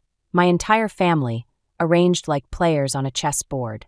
Mother and father by the window, Nora and Elise huddled together on a leather couch, and Sarah perched on the edge of a chair, watching me with those calculating eyes. Now that we're all here, the lawyer began, but Mother cut him off. Is this really necessary? Surely any arrangements can be handled by immediate family. I am immediate family, I said quietly. More immediate than you've been for years. The lawyer cleared his throat. Mrs. Harrington, your mother was very specific about this meeting. Everyone must be present for the reading. He pulled out a thick envelope. The bulk of the estate goes to Lila. The room temperature dropped 10 degrees. Including control of the family's educational trust and music school board positions. He paused. With one condition. Of course there was a condition. There was always a condition. The inheritance is contingent upon Lila establishing a new scholarship program. For siblings separated by family estrangement. Mother's laugh was brittle. How appropriate. There's more, the lawyer continued. A separate trust for Nora and Elise's education. And a letter for Sarah. Sarah's head snapped up. For me. He handed her an envelope. Her hands shook as she opened it. This is impossible. Mother stood up. Edna had no right. She had every right. Father's voice was unexpectedly quiet. Just like Catherine did. The name hung in the air like smoke. Don't, Mother warned. Your sister made her choice, Father continued. Just like Lila did. Just like Sarah is trying to. Sarah was still reading her letter, tears streaming down her face. She knew, Sarah whispered. Grandma Edna knew everything. About the panic attacks before recitals. About practicing until my fingers bled because it was never good enough. About wishing I could disappear like Lila did. Serafina, that's enough, Mother started. No, it's not. Sarah stood up, letter clutched to her chest. She left me money too. But not for Juilliard. For therapy. The silence that followed was deafening. This ends now, I said, standing to face Mother. The manipulation, the control, the turning us against each other. It ends today. You have no right. I have every right. And now I have the power to back it up. I turned to my sisters. Nora, Elise, you're coming to live with me and Miles. We've already arranged transfers to schools near us. Mother went pale. You can't. Actually, she can, the lawyer interjected. The educational trust gives her full guardianship rights. And Sarah, Mother's voice was dangerous now. I looked at my youngest sister, really looked at her. Behind the perfect posture and practiced smile, I saw what Edna must have seen. A scared child desperate to break free. That's her choice, I said softly. For once in her life, let it be her choice. Sarah stood up slowly, her letter still clutched tight. She took one step toward Mother, then another toward me. Then she stopped, exactly between us. I choose me, she whispered. I choose to get help. To figure out who I am without the piano, without the pressure. She looked at Mother. Without you telling me who I have to be. Mother grabbed her purse, heading for the door. You'll regret this. All of you. No, Father said, still in that quiet voice. They won't. He stood up, straightened his jacket, and did something I'd never seen before. He walked away from Mother toward us. The lawyer smiled slightly. Shall we discuss the details of that scholarship program, Miss Harrington? I sat down, my sisters and father arranging themselves around me like a shield wall. Yes, I said, watching Mother's retreating back. Let's build something new. 1 year later, I stood in Grandmother Edna's garden, watching Sarah deadhead roses with careful precision. Her therapist had suggested gardening as an outlet, something to create that didn't require perfection. The irony wasn't lost on me. Do you ever miss it? I asked. The piano? She considered the question, pruning shears pausing mid-snip. Sometimes.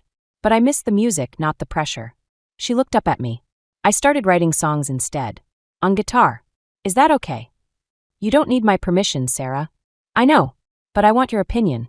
Sister to sister, not teacher to student. Inside the house, I could hear Nora and Elise arguing over college applications. Father's voice drifted out, mediating their debate with the patience he'd finally found after leaving Mother. She'd moved to Boston last month, chasing some dream of starting over. None of us had heard from her since. Miles appeared on the porch, carrying a stack of manila envelopes. First batch of scholarship applications just came in. The Catherine Edna Harrington Scholarship for Family Reconciliation. Grandmother's last gift, turning our pain into purpose. Already we'd helped 3 sets of siblings reunite, rebuild, redefine what family meant. Can I help review them? Sarah asked, setting down her shears. I think I might understand what they're going through. I studied my youngest sister. No longer the perfect porcelain doll mother had crafted, but something far more valuable. A real person with scars and strength all her own. Actually, I said, I was hoping you'd join the selection committee permanently. You and Nora both. Her eyes widened. Really? And Elise can take over the summer music program once she finishes high school. If she wants. What about you? Sarah asked quietly. I'm stepping back a bit.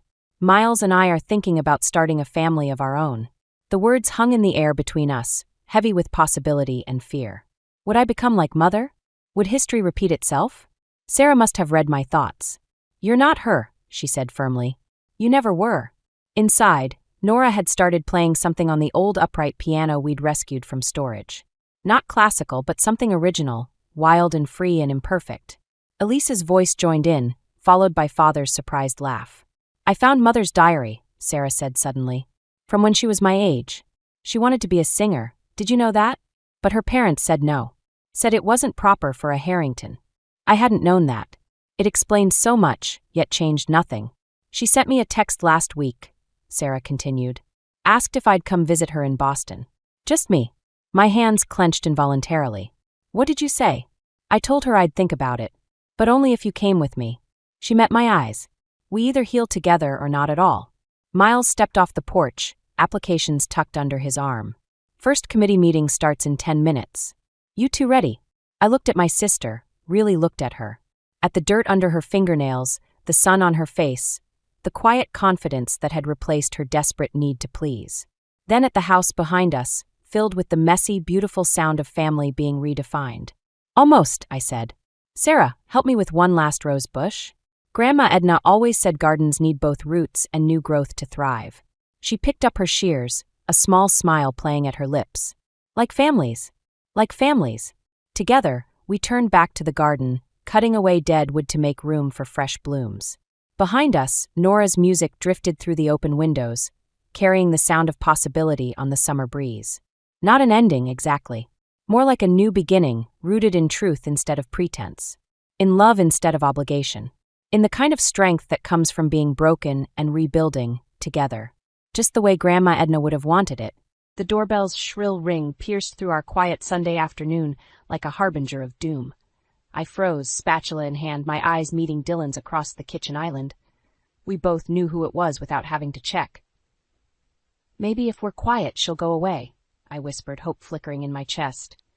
Dylan's shoulders sagged as he shook his head. You know my mother, Hannah. She'll just use her key if we don't answer. As if on cue, we heard the telltale jingle of keys in the lock. I suppressed a groan, plastering on a smile as Esther bustled into our home, uninvited as always. There you are, she exclaimed, her eyes zeroing in on me. I've been ringing that bell for ages. Didn't you hear me? Sorry, Esther, I managed, my voice sickly sweet. We were just about to have lunch. Would you like to join us? Her eyes narrowed, scrutinizing the half-prepared meal on the counter. Sandwiches? At your age, you should be preparing proper Sunday roasts, Hannah. How do you expect to give me grandchildren if you can't even cook a decent meal? I bit my tongue, feeling the familiar sting of her words. Dylan stepped in, his voice tight. Mom, we weren't expecting company. Hannah's sandwiches are delicious. Esther waved him off, making her way to our living room. Never mind that now. I've come with exciting news. Dylan and I exchanged wary glances as we followed her. She perched on our sofa, looking entirely too comfortable for my liking. What news, Mom? Dylan asked, his hand finding mine and squeezing gently. Esther beamed, her eyes glittering with triumph. I've found the perfect fertility specialist for you two. Dr. Rosenberg is a miracle worker. I've already made an appointment for next week. The room seemed to tilt sideways. I struggled to find my voice, shock and anger warring inside me. You did what? Now, Hannah, don't be difficult, Esther chided. I know you two have been trying, and clearly something isn't working. It's time to get professional help. Mom, Dylan interjected, his voice strained. We appreciate your concern, but our family planning is private. We don't need nonsense. Esther cut him off. I'm not getting any younger, and I want grandchildren while I can still enjoy them. You two have been married for over a year now. It's time. I felt my cheeks burning, humiliation and rage coursing through me. Esther, with all due respect, this is completely out of line. Dylan and I will decide when and if we have children. It's not up for discussion. Esther's eyes flashed dangerously. I see. So you're the one holding things up, are you? I always knew you weren't good enough for my Dylan. A real wife would. That's enough. Dylan's voice boomed, startling us both. I'd never heard him raise his voice to his mother before. Mom, you need to leave. Now. Esther's mouth gaped open in shock. But Dylan, I only want what's best for you. This woman is my wife, Dylan said firmly, standing up, and I won't have you disrespecting her in our home. Please leave. For a moment, I thought Esther might argue further, but something in Dylan's stance must have convinced her. She gathered her purse, her lips pressed into a thin line. This isn't over, she hissed as she swept past us. The door slammed behind her, leaving a ringing silence in its wake. I sagged against Dylan, feeling drained. I'm so sorry, he murmured into my hair. I had no idea she'd go this far. I pulled back, meeting his worried gaze. It's not your fault. But Dylan, we can't keep living like this. Something has to change. As we stood there, the remnants of our peaceful Sunday in tatters around us, I knew we were at a crossroads. Esther had pushed too far this time, and now we had to decide. Our marriage or his mother. The battle lines were drawn, and I was ready to fight. I sat on our bed, staring at the framed photo of Dylan and me on our wedding day. We looked so happy, so full of hope. How had things gone so wrong in just over a year? Penny, for your thoughts. Dylan's voice pulled me from my reverie. He sat beside me, his warmth a comfort I desperately needed. I was just thinking about the day we met, I said, leaning into him. Remember how scandalized your mother was? Dylan chuckled, but it was tinged with sadness. How could I forget? It was my 30th birthday party, and you were the stripper my friends hired as a joke. The memory of that night flooded back, as vivid as if it had happened yesterday. I'd been working my way through grad school, taking whatever jobs I could to make ends meet. When I'd shown up at that upscale party in my ridiculous cop costume, I'd been mortified to find it was a family gathering. Esther nearly had a heart attack when I started my routine, I said, giggling despite myself. And you? I fell in love at first sight, Dylan finished, kissing my forehead, even if it took me a while to admit it. Our courtship had been a whirlwind, passionate and intense. But from the start, Esther had made her disapproval clear. I remembered our first official family dinner, just weeks after we'd started dating. She grilled me like I was on trial, I said, the old hurt rising in my chest. Where I was from, what my parents did, my 5-year plan, as if I was some gold digger after your family's money. Dylan sighed heavily. I should have shut it down then and there. I'm sorry, Hannah. I thought if we just gave her time, she'd come around. But Esther hadn't come around. If anything, her animosity had grown over the years.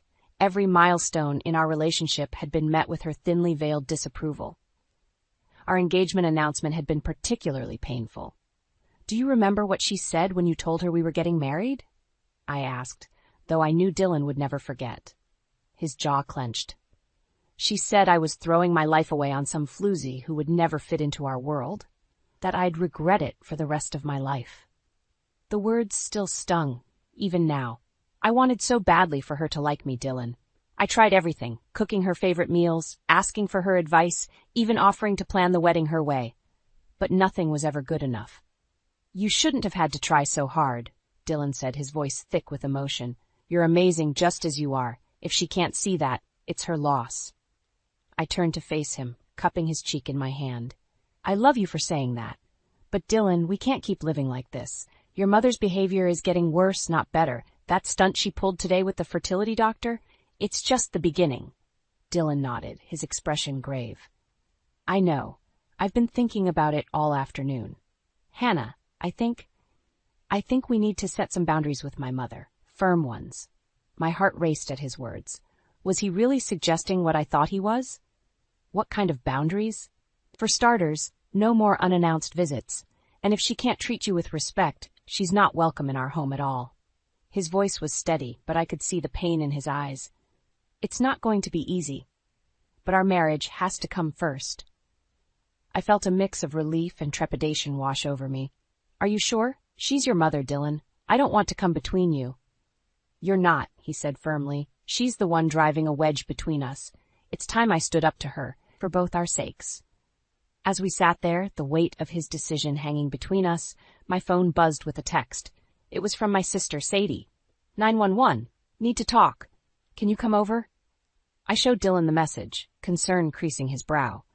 "Go," he said. "I'll start dinner. We can finish this conversation when you get back." As I grabbed my keys and headed for the door, I couldn't shake the feeling that our troubles with Esther were far from over. In fact, they might just be beginning. The shrill ring of my phone jolted me awake. I fumbled for it in the dark, my heart racing as I saw Dylan's name on the screen. "Hannah, it's Mom." His voice was tight with worry. "She's had an accident. We need to get to the hospital now." The next few hours passed in a blur of fluorescent lights and antiseptic smells. By dawn, we learned that Esther had fallen down her stairs, breaking her hip and wrist. The doctor's words echoed in my head. "She'll need round-the-clock care for at least 6 weeks." I knew what was coming before Dylan even opened his mouth. "Hannah, I know it's a lot to ask, but we have to take her in," I finished for him, my stomach churning at the thought. His relief was palpable. "Just until she's back on her feet, I promise." As we drove to Esther's house to pack her things, I couldn't shake the feeling that we were making a terrible mistake. Esther was surprisingly subdued when we brought her home, the pain medication keeping her docile. But as the days wore on, her true colors began to show. "Hannah, dear," she called from her makeshift bedroom in our living room. "This tea is cold. Be a good girl and make me a fresh cup." I gritted my teeth, reminding myself it was only temporary. "Coming, Esther." As I handed her the steaming mug, she wrinkled her nose. "Oh, you've used the wrong tea. I only drink Earl Grey in the afternoons. You really should pay more attention, dear." I bit back a retort, forcing a smile. "I'll remember for next time." Days turned into weeks, and Esther's demands grew more outrageous. She critiqued my cooking, my cleaning, even the way I folded laundry. Nothing was ever good enough. One evening, as I was preparing dinner, she hobbled into the kitchen on her crutches. "What are you making?" she asked, peering into the pot. "Beef stew," I replied, stirring the fragrant mixture. She clicked her tongue disapprovingly. "Oh, Hannah, Dylan doesn't like beef stew. He prefers chicken, you know. A good wife would know these things." I slammed the spoon down, whirling to face her. "That's enough, Esther. Dylan loves my beef stew. He's told you this multiple times." Her eyes narrowed. "Well, I suppose he's just trying to spare your feelings. It's clear you still have a lot to learn about being a proper wife." Before I could respond, Dylan walked in, sensing the tension immediately. "Everything okay in here?" "Your wife is being very sensitive," Esther sniffed. "I was merely offering some helpful advice." I opened my mouth to argue, but Dylan cut in. "Mom, we've talked about this. Hannah doesn't need your advice on how to be a wife. She's perfect just as she is." Esther's face darkened. "I see how it is. You've turned my own son against me. Well, don't come crying to me when this marriage falls apart." She stormed off as best she could on her crutches, leaving us in stunned silence. "I'm so sorry," Dylan said, pulling me into a hug. "We shouldn't have brought her here. This was a mistake." I clung to him, fighting back tears. "What are we going to do?" "We can't keep living like this." He pulled back, his expression determined. "We'll figure something out, I promise." As we stood there in our kitchen, the beef stew forgotten on the stove, I couldn't help but wonder if our marriage would survive Esther's recovery. The woman was a force of nature, determined to drive a wedge between us. Later that night, as I lay awake listening to Esther's snores from the living room, my phone buzzed with a text from Sadie. "How's it going with the monster-in-law? Ben and I are worried about you." I typed back quickly. "It's worse than we imagined. I don't know how much more I can take." Sadie's response was immediate. "Come over tomorrow. We need to talk." As I set my phone down, I felt a glimmer of hope. Maybe, just maybe, Sadie would have a solution to our Esther problem. Because one thing was certain, something had to change, and soon. I stood in front of Sadie's door, my hand poised to knock when it swung open. My sister's worried face greeted me, her belly swollen with her first child. "Hannah, thank God you're here," she said, pulling me into a hug. "I've been so worried about you." As we settled on her couch, the words tumbled out of me. Every slight, every barbed comment, every manipulative tactic Esther had employed over the past few weeks. Sadie listened, her face growing darker with each revelation. "Hannah, this is abuse," she said firmly when I finished. "You can't keep living like this." I sighed, running a hand through my hair. "I know, but what choice do I have? She's Dylan's mother, and she's injured. We can't just throw her out." Sadie's eyes narrowed. "Can't you? Because from where I'm sitting, that's exactly what you should do." Before I could respond, my phone buzzed. It was Dylan. "Hannah, where are you? Mom's having a fit because you're not here to help her with lunch." I felt the familiar knot of anxiety tighten in my stomach. "I have to go," I told Sadie, standing up. She grabbed my arm. "Hannah, wait. Promise me you'll think about what I said. You deserve better than this." I nodded, not trusting myself to speak, and hurried home. The moment I walked through the door, Esther's shrill voice assaulted me. "There you are. Where have you been? I've been calling for you for hours." I took a deep breath, trying to stay calm. "I'm sorry, Esther. I was visiting my sister." Her eyes narrowed. "Your sister? And what about your family here? Don't we matter to you?" Before I could respond, Dylan intervened. "Mom, that's enough. Hannah has a right to visit her family." Esther's face crumpled into a look of hurt that I was sure was fake. "I see how it is. You two are ganging up on me. After all I've done for you, Dylan. I raised you, sacrificed everything for you, and this is how you repay me?" I watched as guilt flashed across Dylan's face. "Mom, that's not what's happening here. We're just—" "Save it," she snapped. "I know when I'm not wanted, I'll just go back to my room and suffer in silence." As she hobbled away, I felt something inside me snap. "That's it," I said, my voice shaking with anger. "I can't do this anymore." Dylan looked at me, alarmed. "Hannah, what are you saying?" "I'm saying that your mother is tearing us apart, Dylan. Can't you see it? The constant criticism, the guilt-tripping, the manipulation. It's destroying me, and it's destroying us." His face paled. "I know it's been hard, but she's getting better. She'll be out of here soon." "And then what?" I interrupted. "We go back to her dropping in unannounced, criticizing every aspect of our lives? I can't live like that anymore, Dylan. I won't." He reached for me, but I stepped back. "I need some air," I said, grabbing my keys. "I'll be back later." As I drove aimlessly through the city, tears blurring my vision, I realized I was at a crossroads. I loved Dylan with all my heart, but I couldn't keep sacrificing my mental health and our marriage for his mother's approval. My phone buzzed with a text from Sadie. "Have you thought about what I said?" I pulled over, my hands shaking as I typed my response. "Yes, I think it's time for some drastic changes." As I hit send, I felt a mix of terror and relief wash over me. I didn't know what those changes would look like yet, but I knew one thing for certain. Things couldn't go on as they were. It was time to take a stand for myself and for my marriage. The question was, would Dylan stand with me?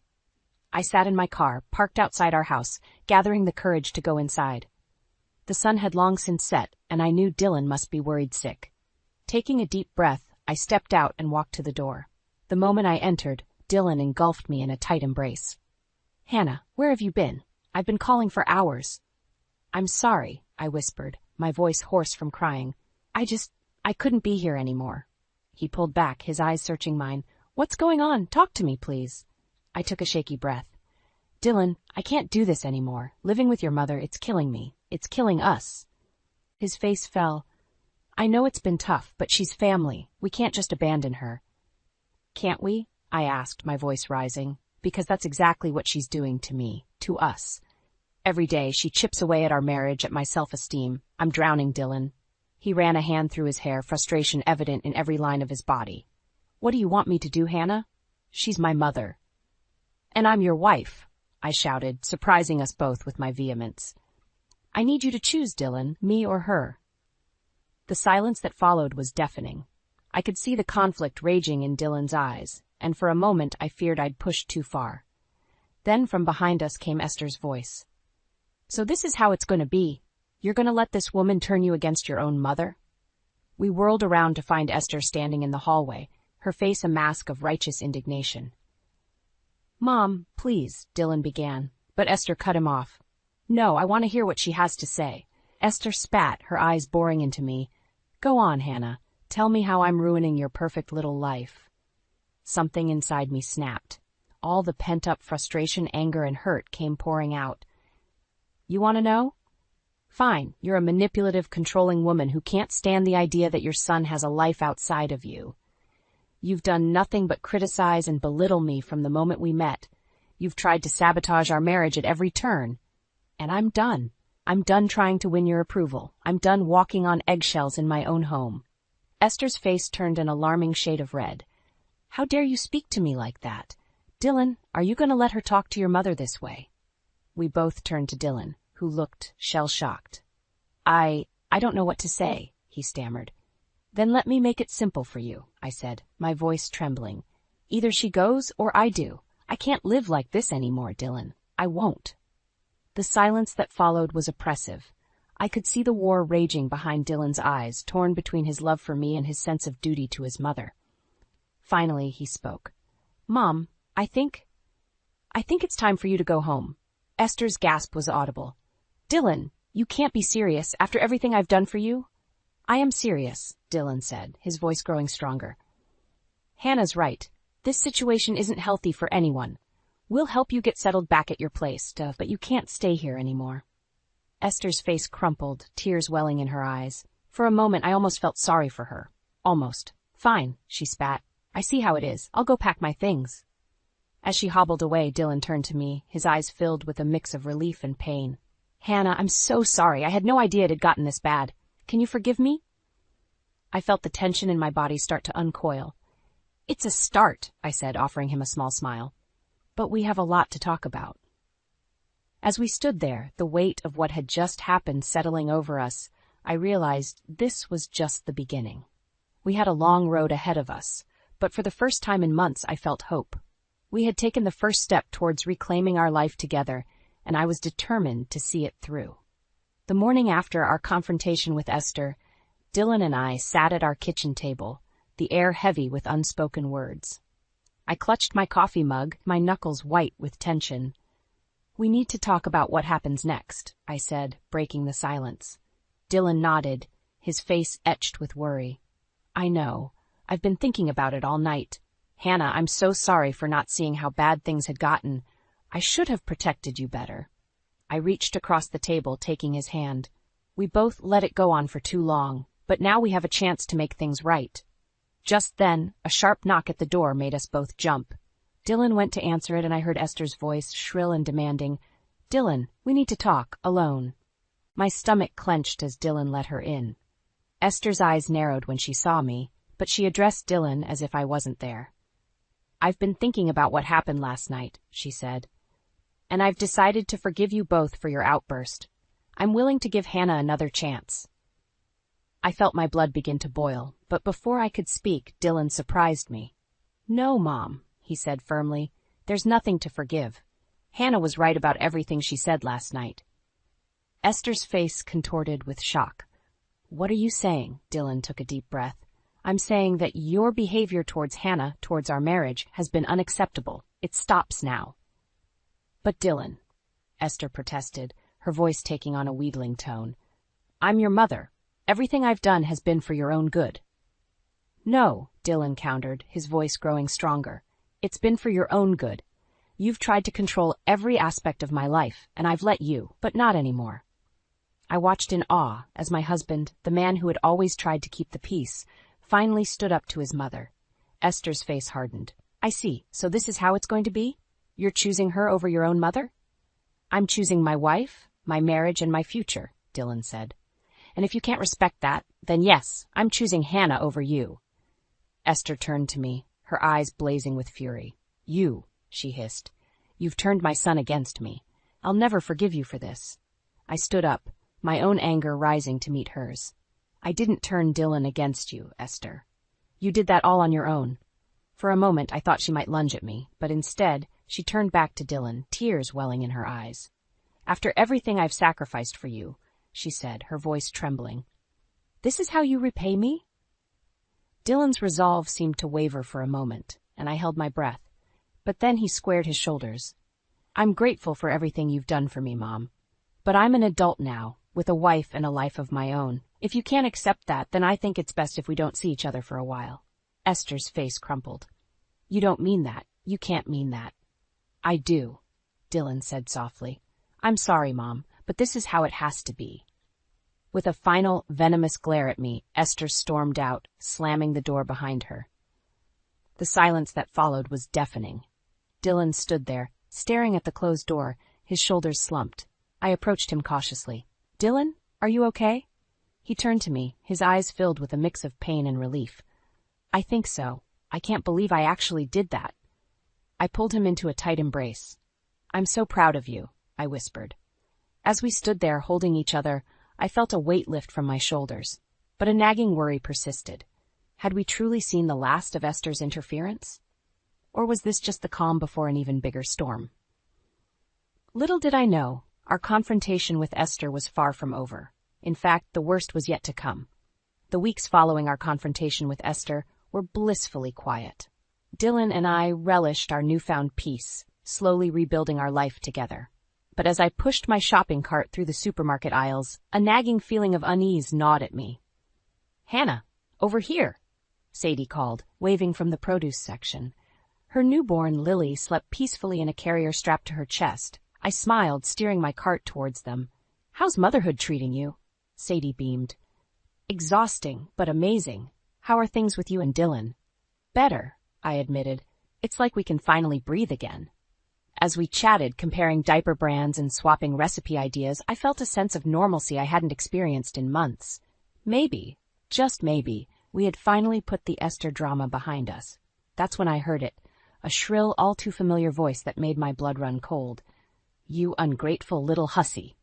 Before I could react, a blur of motion caught my eye. Esther, her face contorted with rage, was charging towards us. But she wasn't looking at me. Her eyes were fixed on Sadie. Time seemed to slow down. I opened my mouth to warn my sister, but it was too late. Esther's hand connected with Sadie's cheek with a sickening crack. Sadie stumbled backward, her arms instinctively wrapping around Lily. How dare you turn my son against me? Esther screeched, raising her hand for another blow. I snapped into action, throwing myself between them. Esther, stop! That's not me! Confusion flickered across her face, quickly replaced by renewed anger. You, of course you're behind this. You've poisoned everyone against me. She lunged at me, but I managed to dodge her grasp. Around us, shoppers gasped and backed away, some pulling out their phones to record the scene. Esther, please, I pleaded, trying to keep my voice calm. You need help. This isn't right. Don't tell me what I need, she spat. You've ruined everything. You've stolen my son, and now you're trying to replace me with this imposter. She made another grab for Sadie, who was now sobbing, cradling a wailing Lily. I blocked her path, my heart pounding. That's my sister, Esther. Your quarrel is with me, not her. Leave them out of this. Something in my words seemed to penetrate her rage. She blinked, looking between Sadie and me as if seeing us clearly for the first time. Your sister? She stammered. Before I could respond, security guards arrived, quickly restraining Esther. As they led her away, she began to wail, a sound so full of anguish it made my chest ache despite everything. I turned to Sadie, who was trembling, a red mark blooming on her cheek. Oh God, Sadie, I'm so sorry. Are you okay? Is Lily all right? She nodded shakily. We're fine. Just shaken up. Hannah, what was that? Who was that woman? I sank to the floor, the adrenaline draining from my body. That was Esther, Dylan's mother. I thought we were done with her. As the reality of what had just happened sank in, I felt a wave of guilt and fear wash over me. This was my fault.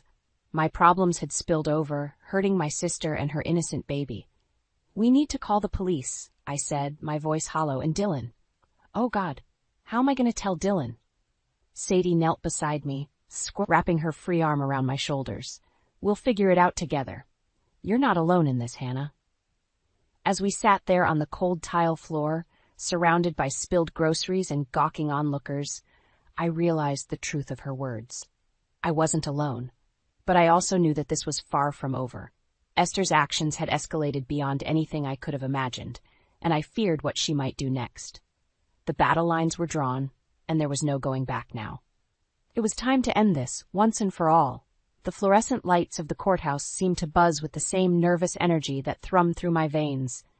Sadie sat beside me, her hand clasped tightly in mine, while Ben paced before us, his lawyer mode in full swing. "The judge should be here any minute," he said, checking his watch for the 100th time. "Are you both ready?" I nodded, unable to find my voice. This was it. The moment we'd file for a restraining order against Esther.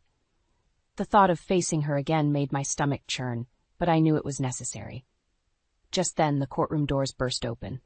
My heart leaped into my throat as Esther strode in, flanked by her own lawyer. Her eyes locked onto mine, filled with a mixture of hatred and something else. Was it fear? Before I could ponder it further, the bailiff called out, "All rise for the Honorable Judge Simmons." As we stood, I felt a wave of dizziness wash over me. I gripped the table for support, trying to steady my breathing. "Hannah?" Sadie whispered, concern etching her features. "Are you okay?" I nodded, not trusting myself to speak, but as the judge began to address the court, another wave hit me, stronger this time. The room began to spin, voices fading into a distant hum. The next thing I knew, I was blinking up at a circle of worried faces. Dylan's voice cut through the fog. "Hannah? Can you hear me?" I tried to sit up, realizing I was lying on the courtroom floor. What happened? "You fainted," Ben explained, helping me to my feet. "The paramedics are on their way."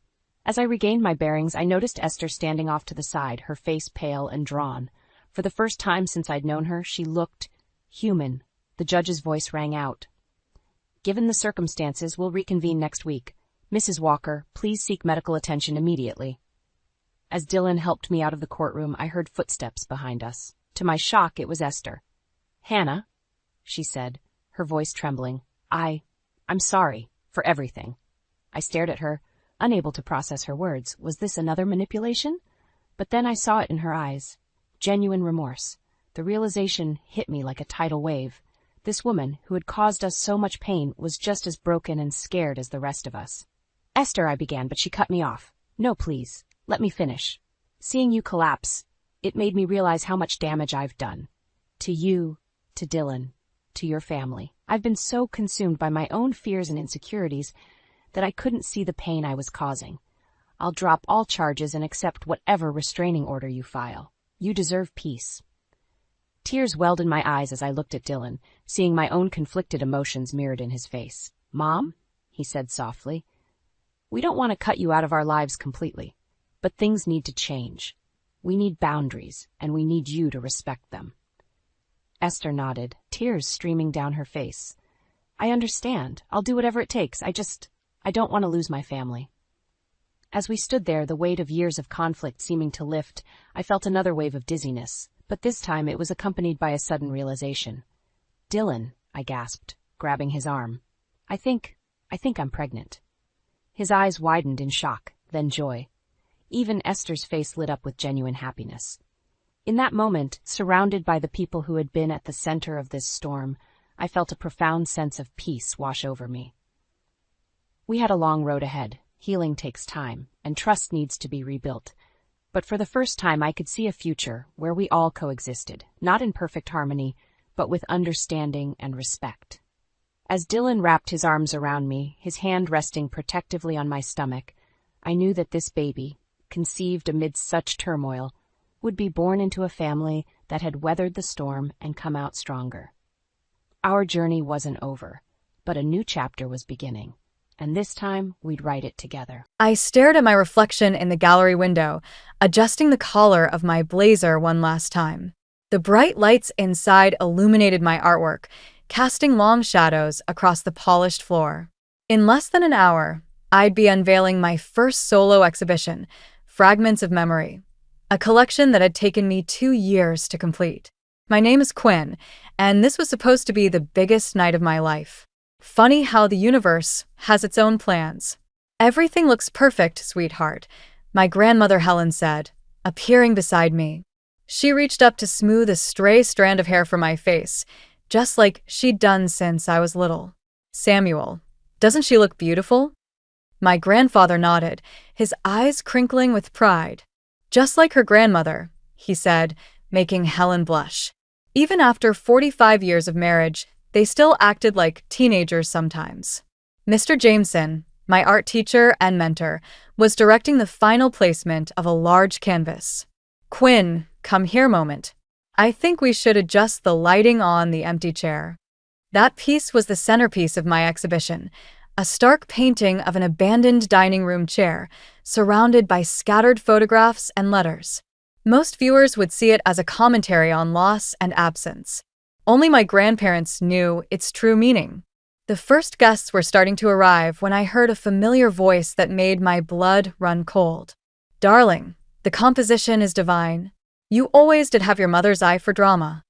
I turned slowly, my heart pounding. There she was, Vanessa Harper, my mother, looking exactly as she had 5 years ago when she'd walked out of my life. Designer dress, perfect makeup, that practiced smile she'd used in all her old television appearances.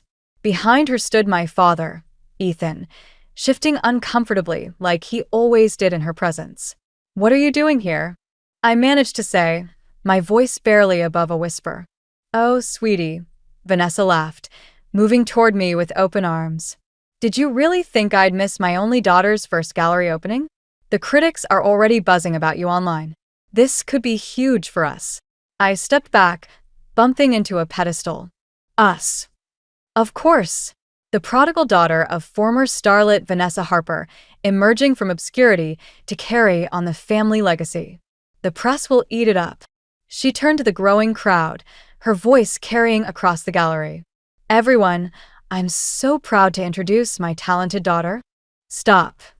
The word came out sharper than I'd intended, drawing curious looks from nearby guests. You need to leave. Both of you. Ethan finally spoke up, his voice soft and pleading. Quinn, please. We just want to. Wanna what, Dad? Show up after 5 years because you think I might be successful? Because there might be something in it for you? My grandfather stepped between us, his presence steady and protective. I think it's best if you both go. Vanessa's smile faltered for just a moment before returning, brighter and more artificial than ever. Don't be ridiculous, Samuel. We're family. Family? I laughed, the sound harsh and unfamiliar in my throat. Family doesn't abandon their child to chase fame. Family doesn't. I stopped, noticing the phones coming out, people recording our confrontation. That's when I saw it, the slight gleam in my mother's eyes. She'd planned this, wanted to create a scene. Even now, she was positioning herself to face the cameras better. I took a deep breath, straightening my shoulders. Security, I called out, my voice steady. Please escort these people out. They're not on the guest list. As they were led away, my mother's voice carried back to me. You're making a mistake, Quinn. You need us. You'll see. Mr. Jameson appeared at my side, concern etched on his face. Are you all right?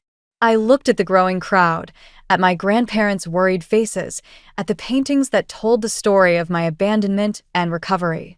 Actually, I said, a strange calm settling over me, I think I finally am. What I didn't know then was that this was just the beginning. My parents' unexpected appearance wasn't just about my gallery opening. It was about something much bigger. Something that would force me to confront not just my past, but theirs as well.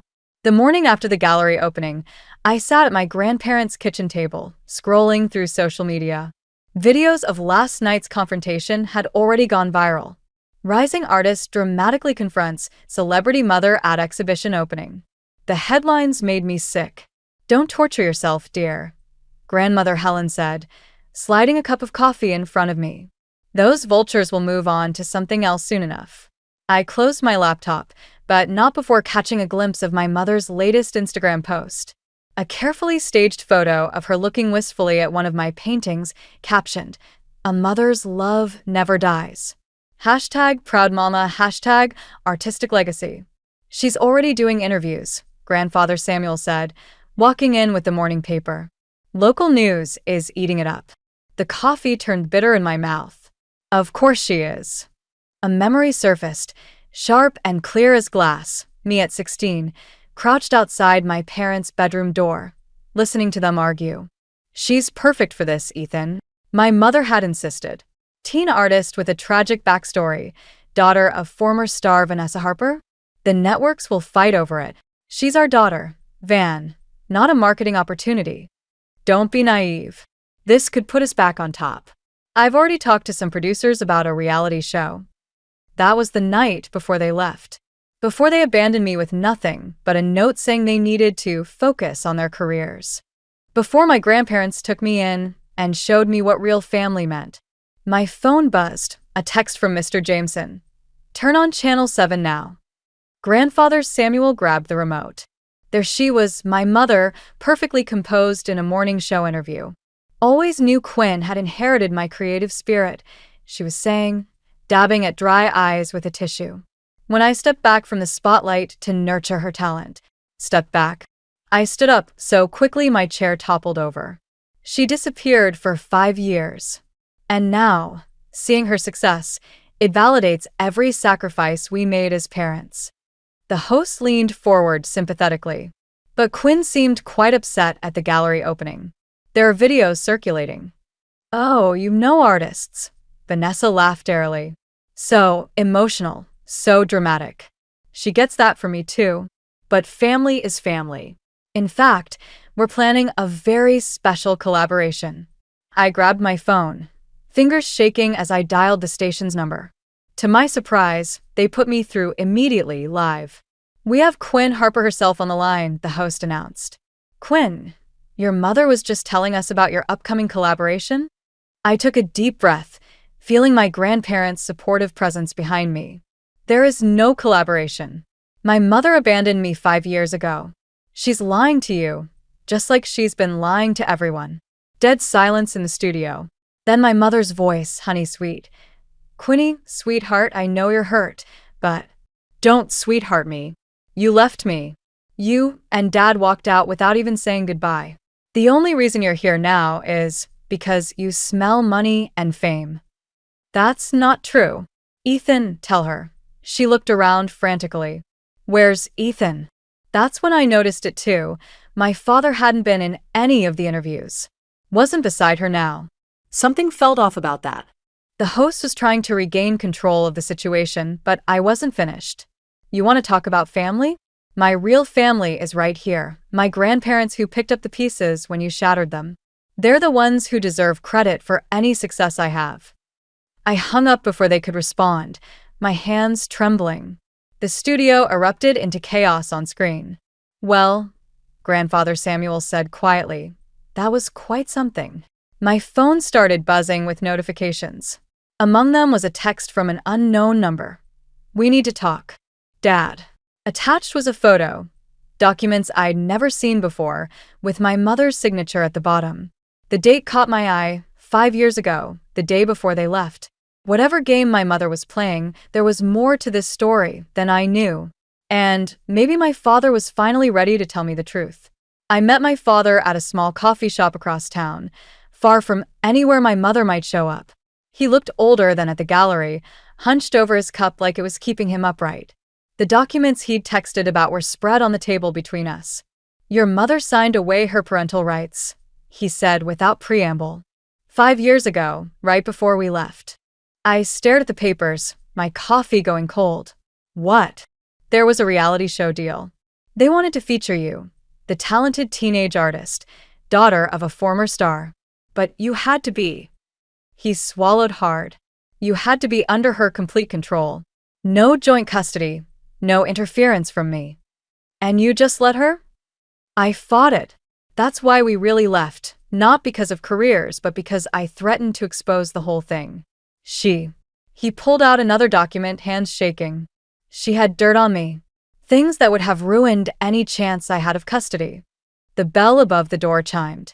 I glanced up to see Mr. Jameson walking in, stopping short when he saw us. Something flickered across my father's face, recognition, then fear. Marcus, my father said quietly. I didn't expect. Ethan. Mr. Jameson's voice was ice. Still hiding from your mistakes? I looked between them, confusion mounting. You two know each other? Your father and I worked together, Mr. Jameson said, not taking his eyes off Dad. Until he sold out our entire gallery to fund your mother's comeback attempt. The world tilted sideways. What? It wasn't like that, Dad protested. The gallery was failing anyway. Because you were embezzling. Mr. Jameson's hands clenched into fists.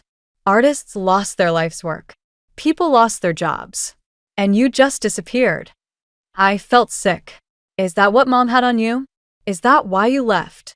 Dad's silence was answer enough. That's why you took me under your wing, I said to Mr. Jameson. You knew who I was all along. I knew, he admitted, but I also saw genuine talent. I thought maybe. He shook his head. Maybe helping you would make up for failing to stop your father. My phone buzzed, a news alert. My mother was holding another press conference. The headline made my blood freeze. Vanessa Harper announces documentary. My Daughter's Keeper. The Truth Behind the Art. She's really doing it, Dad whispered. She's going to twist everything. No. I stood up, my chair scraping loudly. She's not getting away with this. Neither of you are. I grabbed the documents, my hands steady despite the rage building inside me. You know what's interesting about these papers, Dad? They're dated after you left, which means you didn't sign away your rights to protect me. You did it for money. Quinn, please. How much? When he didn't answer, I slammed my hand on the table. How much did she pay you to disappear? Enough to pay back what I stole, he whispered. Enough to keep me out of prison. Mr. Jameson stepped forward. Quinn, there's something else you should know. Your mother didn't just buy his silence about you. There were other children. Marcus don't. Other artist children. Your father helped her scout them, promising their parents fame and fortune. She used them all up and moved on. You weren't the first, Quinn. Just the last. The coffee shop had gone silent, other customers pretending not to listen. I thought about my paintings, about the empty chair, and all the pain it represented. But it wasn't just my story anymore. You know what? I pulled out my phone, opening my gallery contacts. Mom wants to make a documentary? Let's give her one. But this time, we'll tell the real story. I looked at Mr. Jameson. Can you help me find the others? He nodded, understanding in his eyes. Already have their numbers. My father reached for my arm. Quinn, you don't understand what she's capable of. I pulled away. No, Dad. You don't understand what I'm capable of. This isn't about revenge anymore. It's about justice. As I walked out, I could feel both men watching me. One who tried to protect me by teaching me art, and one who'd sold me out to protect himself.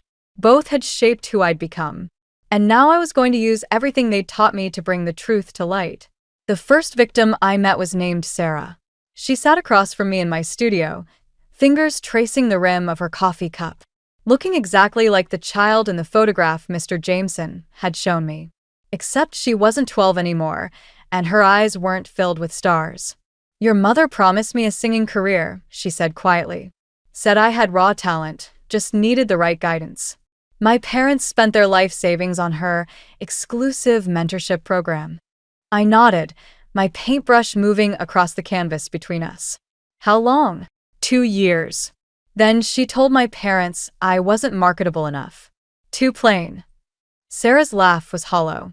I haven't sung a note since. There were others. 6 in total, each with similar stories. My mother had built her post-fame career on broken dreams and empty bank accounts.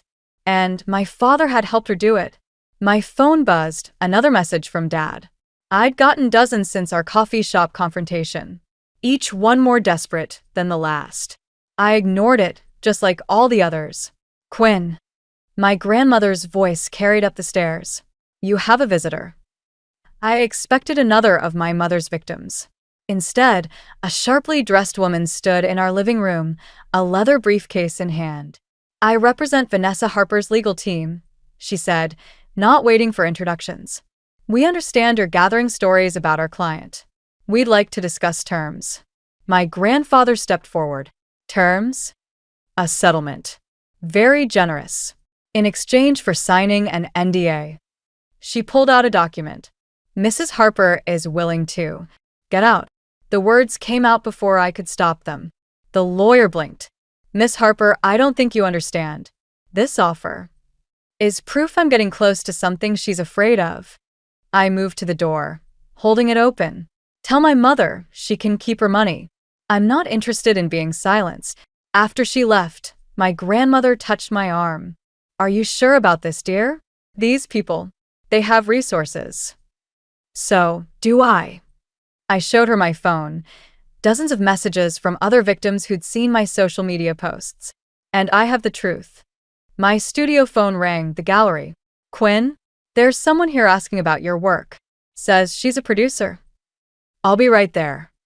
I grabbed my keys, but my grandfather stopped me. Wait. He disappeared into his study, returning with a worn leather journal. I've been saving this. It's your father's old diary. Found it after they left. He hesitated. There are things in here about your mother, about what really happened to the gallery money. Before I could respond, my phone chimed with a news alert. My mother's face filled the screen, tears streaming perfectly down her cheeks as she addressed a crowd of reporters. My daughter is being manipulated by people who want to destroy our family, she sobbed. These horrible accusations. I only ever wanted to help those children achieve their dreams. The camera panned to show my father standing beside her, head bowed. My stomach churned as he stepped up to the microphone. Quinn, he said, voice breaking. Please stop this. Your mother. We both made mistakes, but she's still your mother. These stories you're collecting. You don't understand the damage they could do. I looked down at his journal in my hands, then back at his pleading face on the screen. No, Dad. You don't understand the damage that's already been done. My phone buzzed again, Mr. Jameson. Turn on channel 4. Now. Another news station, another story. But this time, it wasn't my mother crying crocodile tears. It was Sarah, standing tall before the cameras, telling her story. Behind her stood 3 more of my mother's victims. We won't be silent anymore, Sarah said, her voice strong and clear. And we're not alone. I opened my father's journal, my hands steady despite the weight of what I might find inside. The first page was dated 5 years ago, the day before they left. Vanessa says this is the only way, he'd written. But Quinn deserves to know the truth about what happened to Maria. I didn't recognize the name, but something about it made my blood run cold. Whoever Maria was, she might be the key to understanding why my parents really abandoned me. And why my mother was so desperate to keep me quiet now. I spent 3 days reading my father's journal, piecing together a story that made my blood run cold. Maria wasn't just another victim of my mother's schemes. She was there first. A talented young pianist who died by suicide after my mother destroyed her family financially and emotionally. The gallery's collapse wasn't just about money. It was about hiding evidence. I sat in my studio, surrounded by newspaper clippings Mr. Jameson had helped me gather. Maria's obituary was small, tucked away on page 6. No mention of my parents, though they'd been her mentors for 2 years. My phone lit up, a text from Sarah. Your mother's lawyers are pressuring my parents. They're scared, Quinn. Before I could respond, my grandmother called up the stairs. Quinn, your father's here. I found him in the kitchen, looking worse than ever. The smell of alcohol clung to him like cologne. You need to stop, he said without preamble. Your mother. She's not well. The pressure of all this. Maria Delgado. His face went white at the name. You wrote about her in your journal. How old was she, Dad? 16? You don't understand. I understand perfectly. You and Mom pushed her until she broke. Then you covered it up and moved on to the next victim. My voice stayed steady, though my hands shook. How many others were there before me? We never meant. He stopped, swallowing hard. Your mother was desperate. After her show was canceled, we were drowning in debt. Maria's parents were wealthy, influential. So you targeted their daughter. The pieces clicked into place. But something went wrong. Maria threatened to expose everything. Your mother? She leaked photos, started rumors. Said Maria was unstable, attention-seeking. He couldn't meet my eyes. When we heard about what happened, your mother said we had to leave town. Start fresh. With me as your next project. The kitchen door opened. My grandmother stood there, face pale. Quinn, You need to see this. On the living room TV, my mother was giving another interview, but something was different. Her perfect mask had slipped, revealing something desperate and dangerous in her eyes. My daughter thinks she knows the truth, she was saying. But she's about to learn that some stories are better left untold. For everyone's safety. The interviewer leaned forward. Are you threatening your daughter, Mrs. Harper? I'm protecting her. Just like I've always protected her. She smiled, but it didn't reach her eyes. Quinn, darling, if you're watching, remember Maria. Remember what happens to people who push too hard for answers. My father grabbed the remote, shutting off the TV. Now you see why you need to stop? No. I pulled out my phone, showing him the group chat with Sarah and the others. Now I see why we need to finish this. Quinn, please. You can help us tell the truth, Dad. Or you can keep enabling her. Your choice. He reached for me, but I stepped back. In that moment, I saw him clearly, not as my father, but as a man who'd chosen the easier path so many times it had become a habit. I'll be at the gallery tomorrow night, I said. I'm unveiling a new series. The Lost Ones, portraits of everyone Mom destroyed, including Maria. I met his eyes. You should come. See what your silence cost.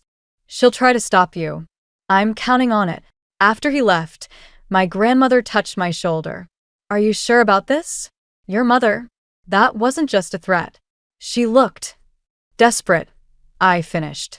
Good. Desperate people make mistakes. My phone buzzed again, Mr. Jameson. Maria's parents want to meet. They've kept everything. Letters, contracts, photos. Even recordings. I looked at my latest painting, Maria's face, pieced together from old photographs, her eyes holding all the dreams my mother had crushed. I'm not running away, I texted back. Not like they did. Tomorrow night, one way or another, the truth about Vanessa Harper would come out. And this time, no amount of tears or threats could stop it. Unless, of course, my mother had one last devastating secret to reveal. The gallery hummed with nervous energy as I stood before Maria's portrait.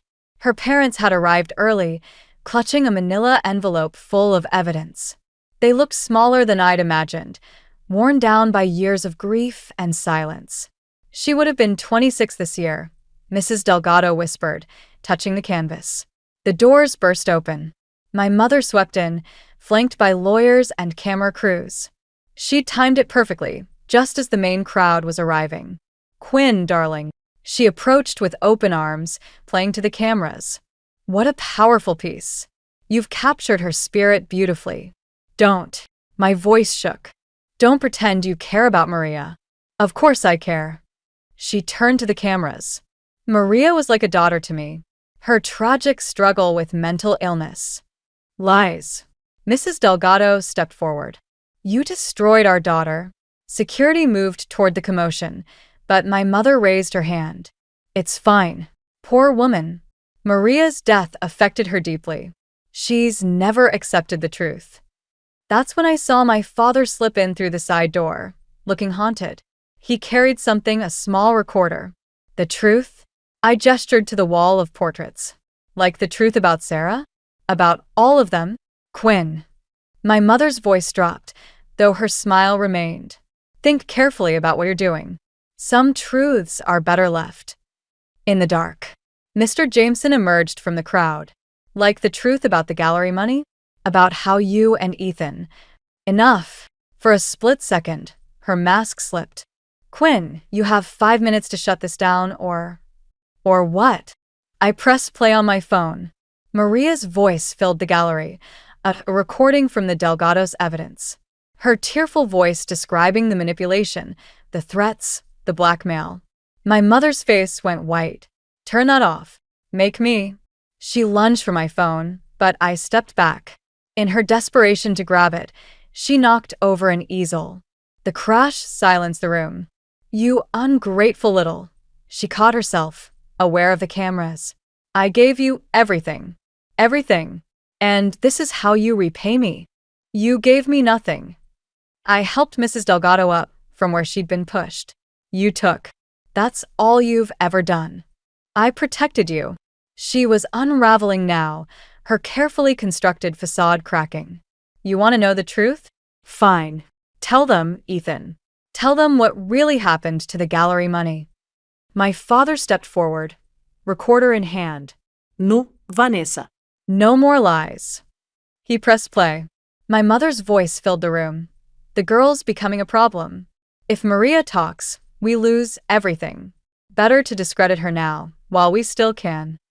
The gallery erupted into chaos. Cameras flashed.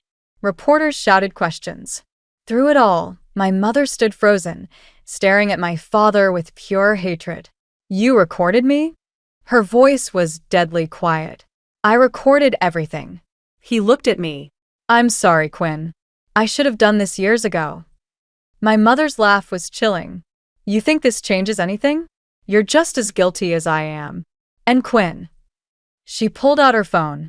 Remember that contract you signed last year? The one giving you rights to your story.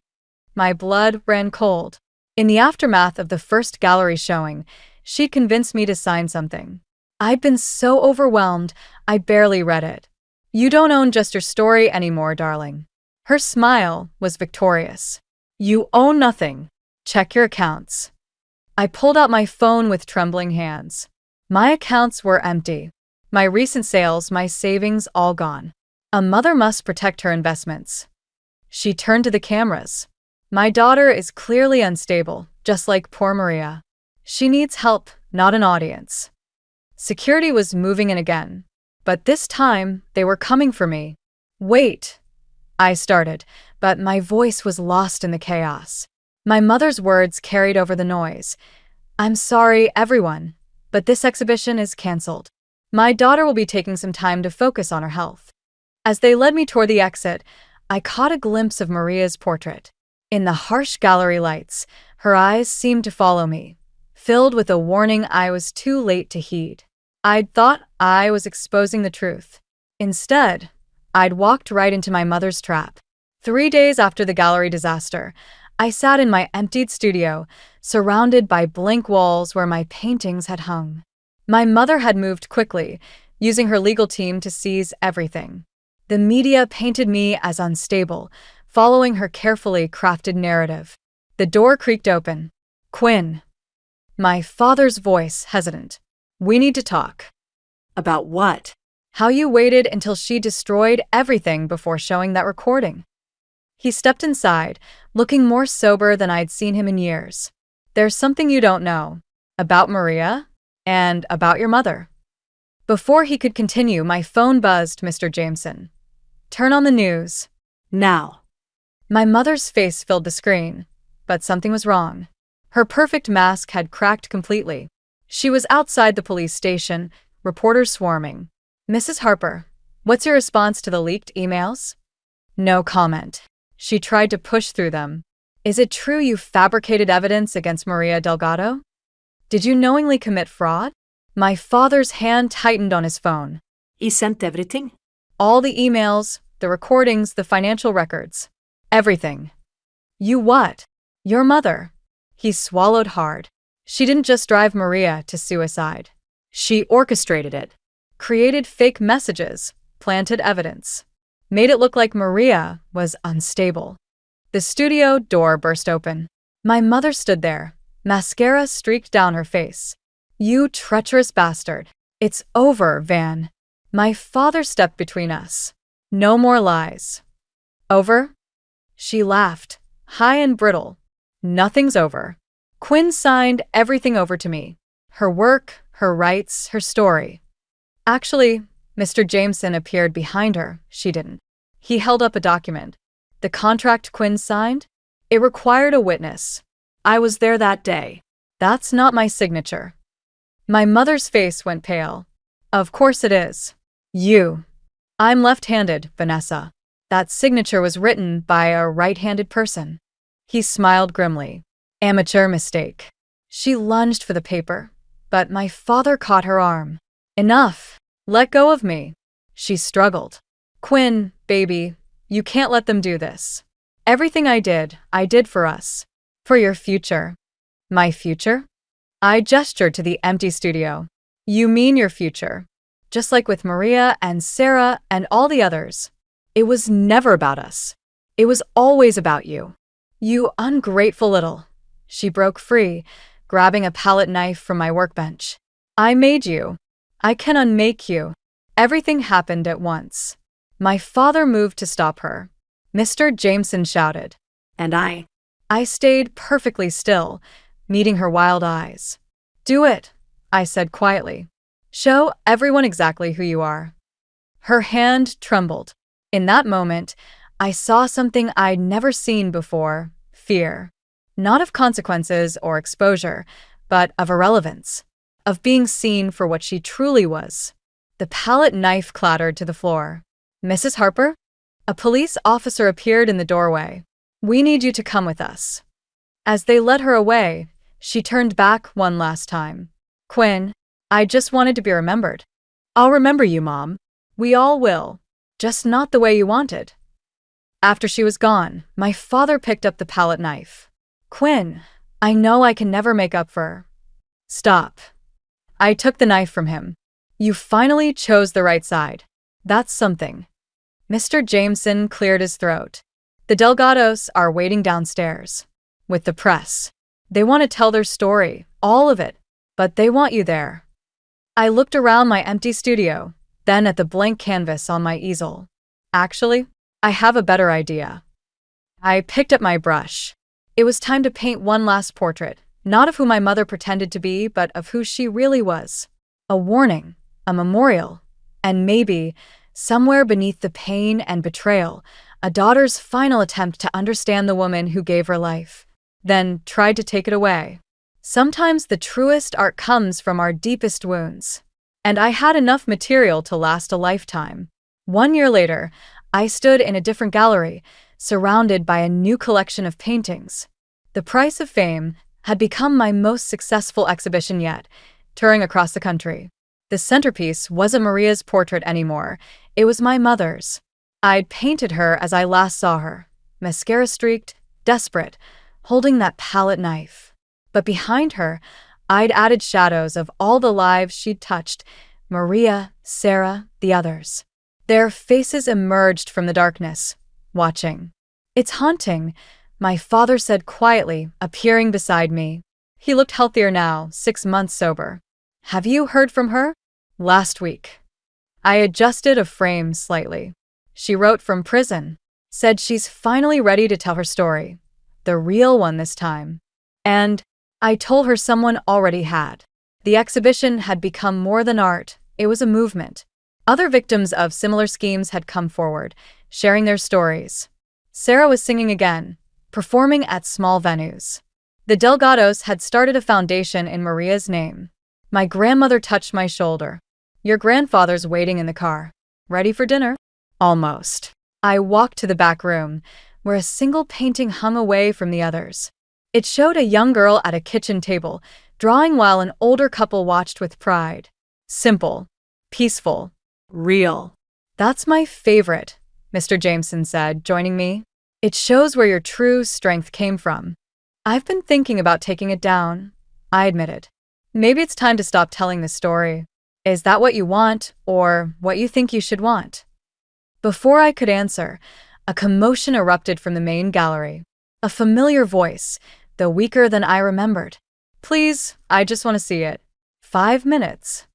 My mother stood in the doorway, escorted by 2 guards. Her prison-issued clothes hung loose on her frame. No make-up, no facade. Your call, my father murmured. I nodded to the guards. They let her approach the centerpiece, keeping close watch. You captured me perfectly, she said, her voice cracking. The real me, the monster. Not a monster, I replied. Just someone who forgot how to love anything but applause. She turned to me, eyes brimming.